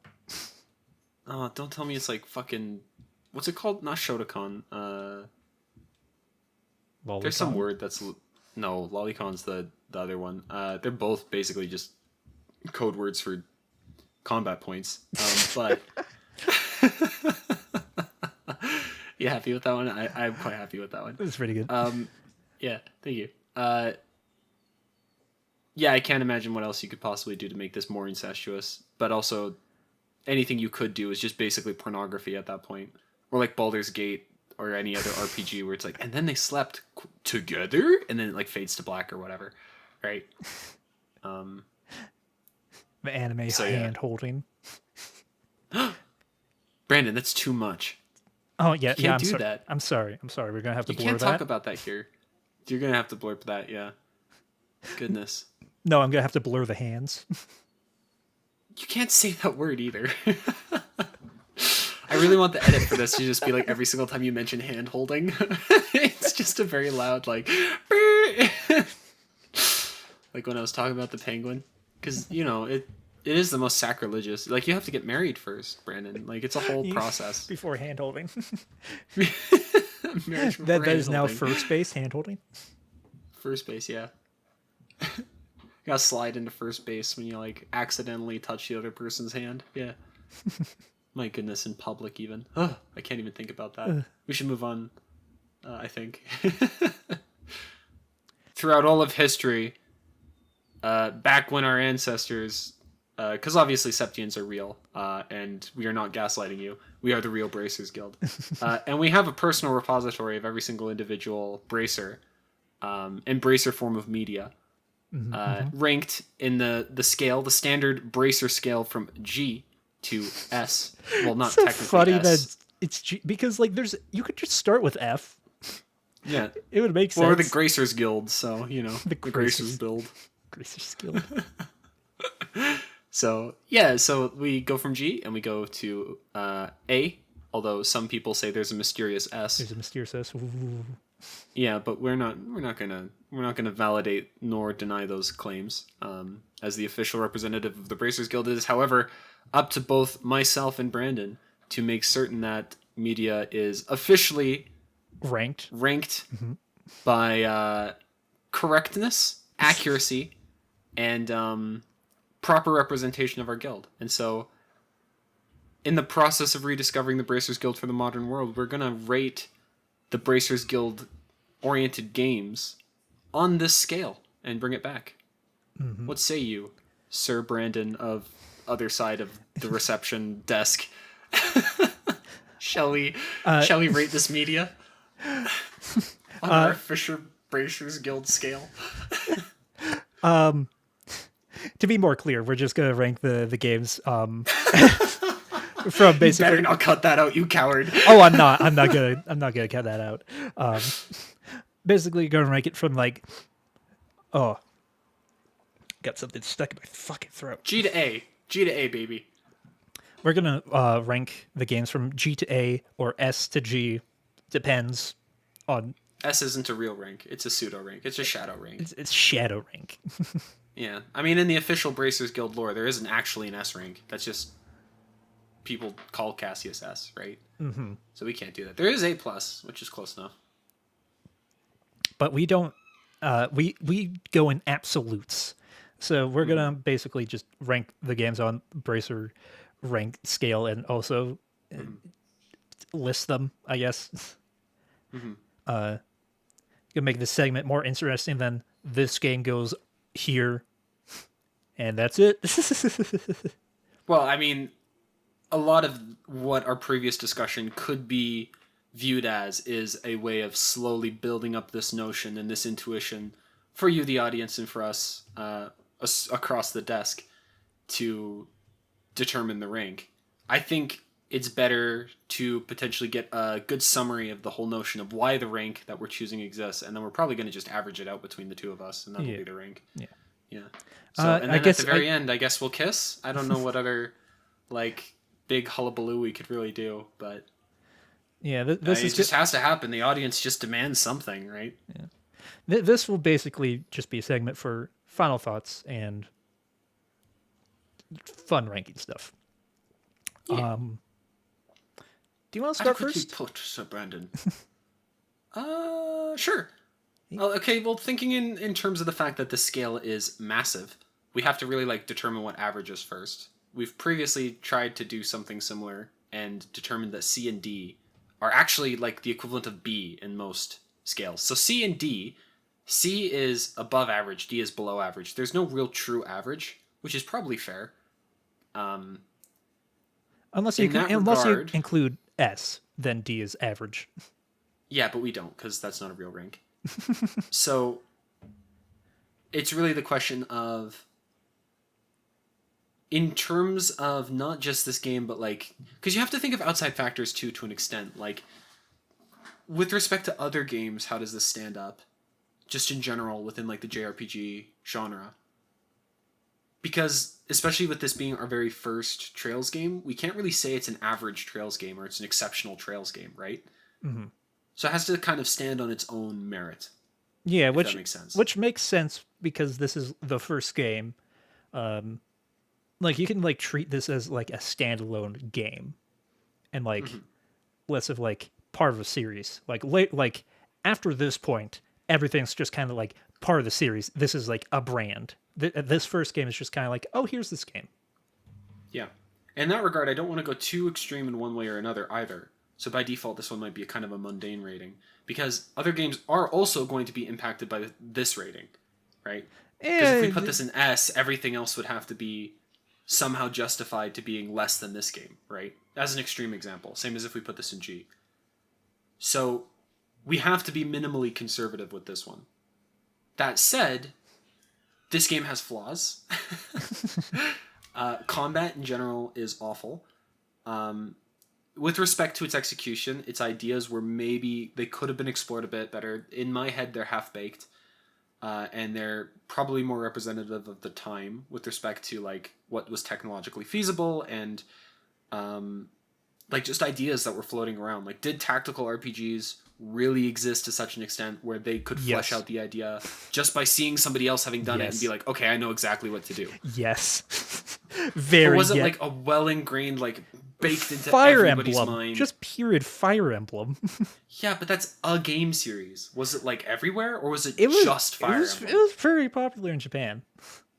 All I'm saying is like, if you're not already in the situation where you're seeing another game that's extraordinarily similar to yours being developed that's built towards this, because I wouldn't even say like Fire Emblem is a good representation. I'd say like Final Fantasy Tactics would be a good representation, and that's, I would even say that because modern. Because Tactics and like Tactics Ogre and like those types of like S games are very like one-on-one combat where like you attack each other, whereas this is just you kind of attack anybody, and like you don't really do like the one-on-one, I attack you, you attack me in this one turn thing. It's just you just like, attack people.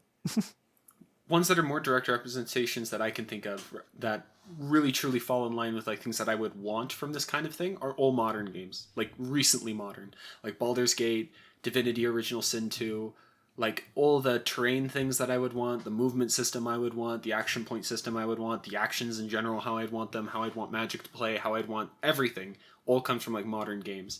So I can't really look at this and go like, okay, because like this was a huge deal when Divinity Original Sin 2 made the form of tactical RPG that I want, because no developer had really made a tactical RPG work where it was an RPG that had tactical elements rather than it being like Fire Emblem where it's like, or like Final Fantasy Tactics where it's like every single part of this is the tactical combat side, right?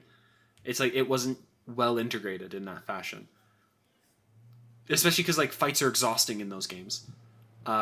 And you can't have it be exhausting in an RPG because the combat's just an element of it, right?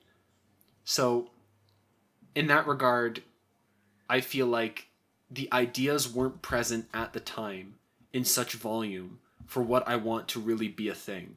So in that regards, I'm going to give it leeway in terms of combat, but ultimately they still could have done better than they did. Like, movement's awful, there's a bunch of half-baked ideas that don't really do anything, orbals are the only thing that are really interesting. And so the only side of it that's worth even thinking about is the narrative and the world building and the characters and the storylines and the ball juggling and like the subplots upon subplots and even just the different worlds you can explore or the different parts of the world you can explore. All of those are like really up there. They're the complete opposite. It's very clear that the design motivation for this game was I want a world that happens to have a game in it rather than I want a game that happens to exist in a world. And with that respect, it's like those outshine so greatly that they even exceed modern games that have a much bigger budget, much bigger crew that want to do that idea. Like Trails in the Sky could even be a book series with how detailed it is, right? That requires like a ridiculous amount of organizational capacity and a ridiculous amount of just drive. Like hundreds of people could not have made the whole story. This had to be one or like a handful of people who just had a vision and they just executed it. And they executed it well, right? So in that regards, this game is almost like a mastercraft in one way and a disaster in the other, right? So it's not going to be absurdly good and it's not going to be absurdly awful. And the only thing that really saves it from being an absolute disaster, because the combat could have ruined everything, was the fact that you can just brute force a fight if you don't want to do it. If that didn't exist, I would hate this game, right? I wouldn't have finished this game, period. The combat's that bad. So in that regard, I'd probably give this like a B. Or an, yeah, B. I think that's fine. Because the things it's good at are so good that it outpaces modern games and requires a mastery of understanding and capability and competency and experience. It just requires so much of a couple people. But the things it does bad are just, it's terrible. So I would want to give it an A, but I can't. I think that's long-winded thoughts. I've been dreading this moment. I can't, like, Trails.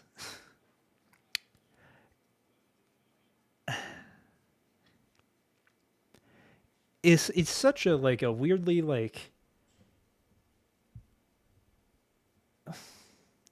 I was excited to play it. Like it was enjoyable to play, go through it.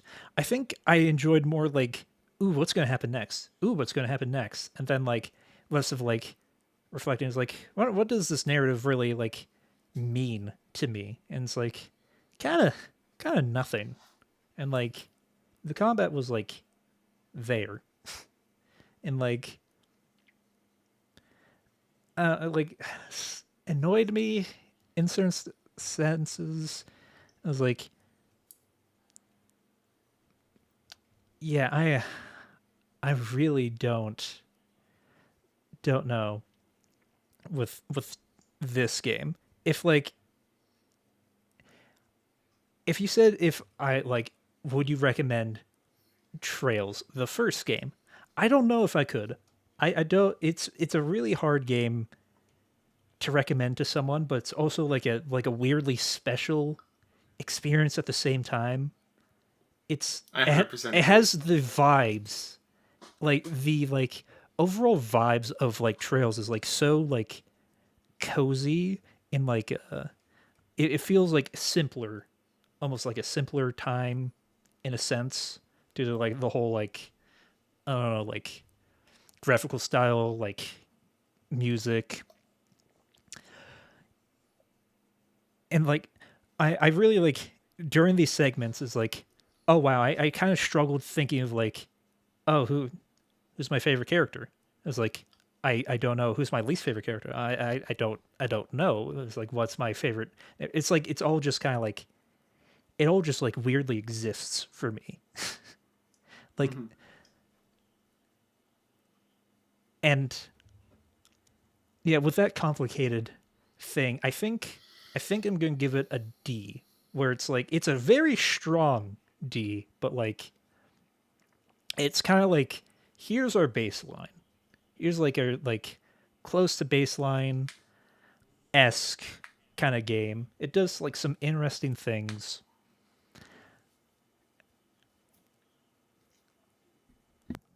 I like the world, like the world building's really good, and like NPC and like it feels lived in, but that's not really what I go to for games. And that's like I guess one of like the main selling points for Trails.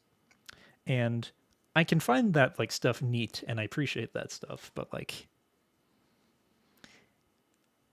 I'm more like, as said before, like characters and plot things and like they do like enough of stuff. Like I enjoyed the reveals of like the organization of like this thing, but it was also very like funny and like dumb. And then it's just like this game has like barely any like mechanics and like the most like pivotal stuff like bosses are like just big sticks that you fight most of the time.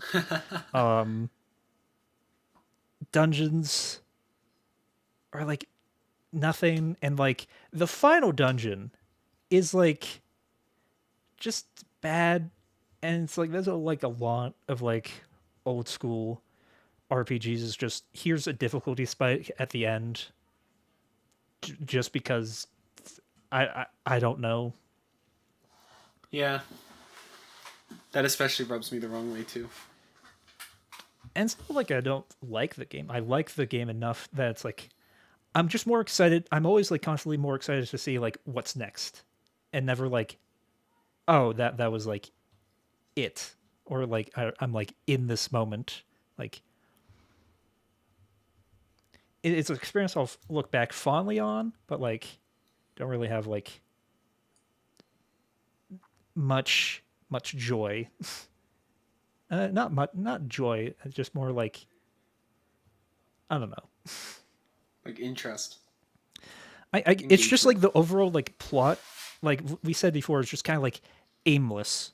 It does. We don't really have like a core thing, and then so like characters just kind of like go about in the world, which is fun, but like don't really have like really interact with the plot that well because like I have like for the longest time I feel like this game made me realize I don't just like care like I thought I only like character based stories like characters is like oh no you need a plot to like drive those characters to have like interesting things because I much prefer characters than like Yeah, because plot this and is very story. slice of life. And I'm not like a huge slice of like life guy. It's like oh yeah character driven stuff and it's like it's not that it's like I need a strong conceit and then like after that conceit you can have whatever type of plot or whatever stuff as long as like I find the characters like interesting.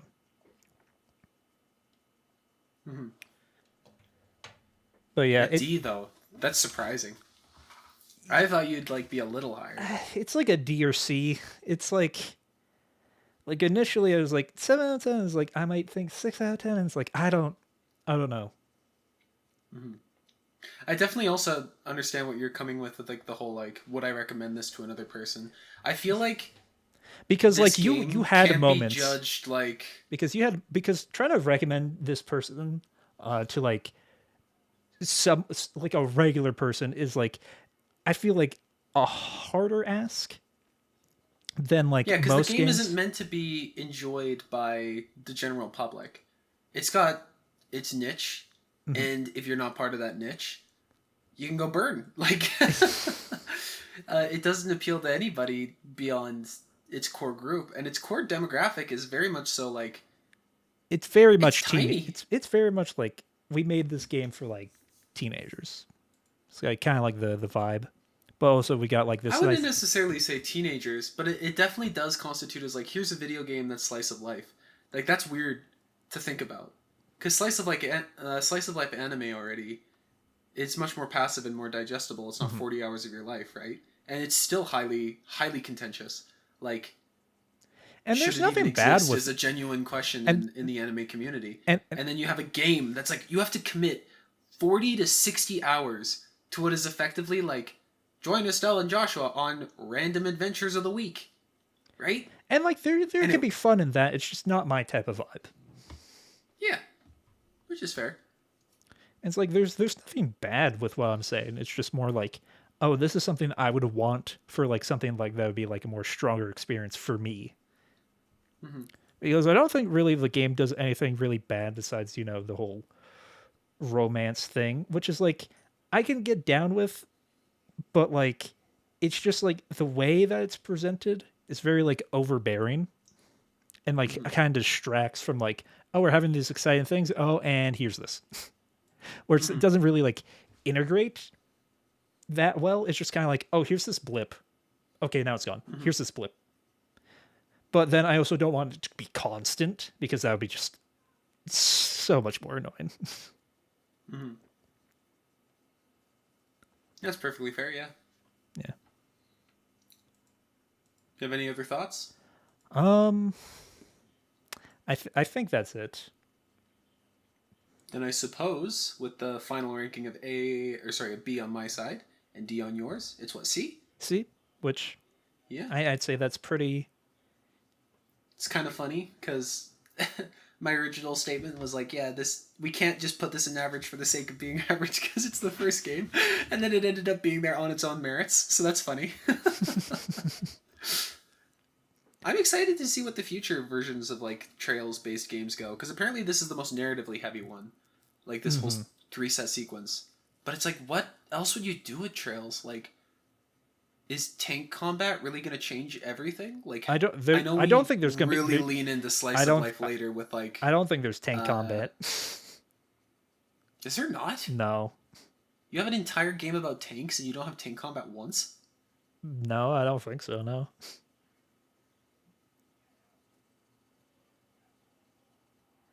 No, you're fucking with me. No, I think it's just the same. It's a similar combat system to what we're playing now, but just refined and more systems. You're kidding me. No, I don't think there's tank combat in Cold Steel. Oh my god. But the tanks turn into mechs and they're like, yeah, this is boring. We'll just keep with Orbals. Really? Yeah, no, I think at Daybreak there's still Orbals. Well, okay then. The Orbals are not going away. Regardless, considering this is the most story-centric like Trails, I'm really curious how they'll deal with that, I guess. Because I can't imagine what else you do with Trails other than make combat the focus, and I hate the combat system really badly. And I doubt they'll fix it that much, so it might be like future Trails games just go really far down on my list. I don't know. Apparently, we're coming up to like some of people's favorite of the series. Yeah.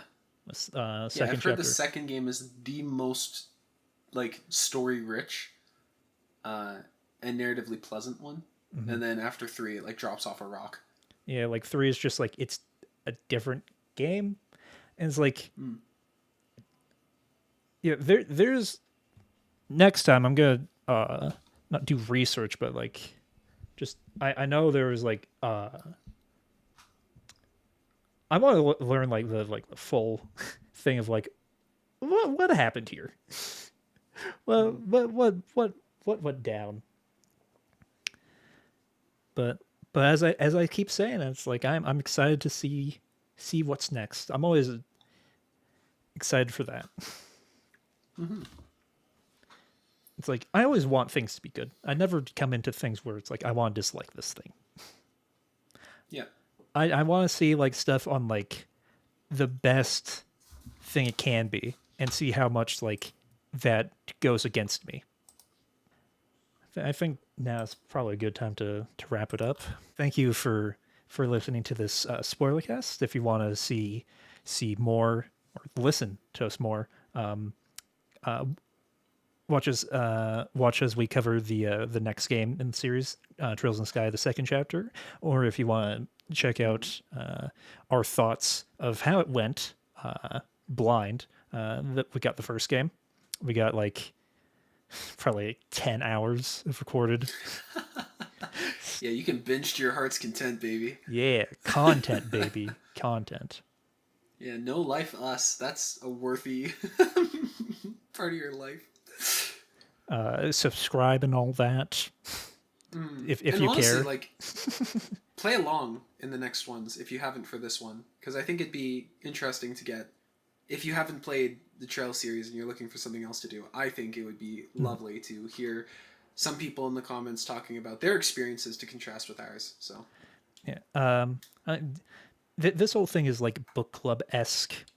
Sometimes we accidentally read ahead a little bit, but try to rein it in. Well, we'll see you next time. Bye.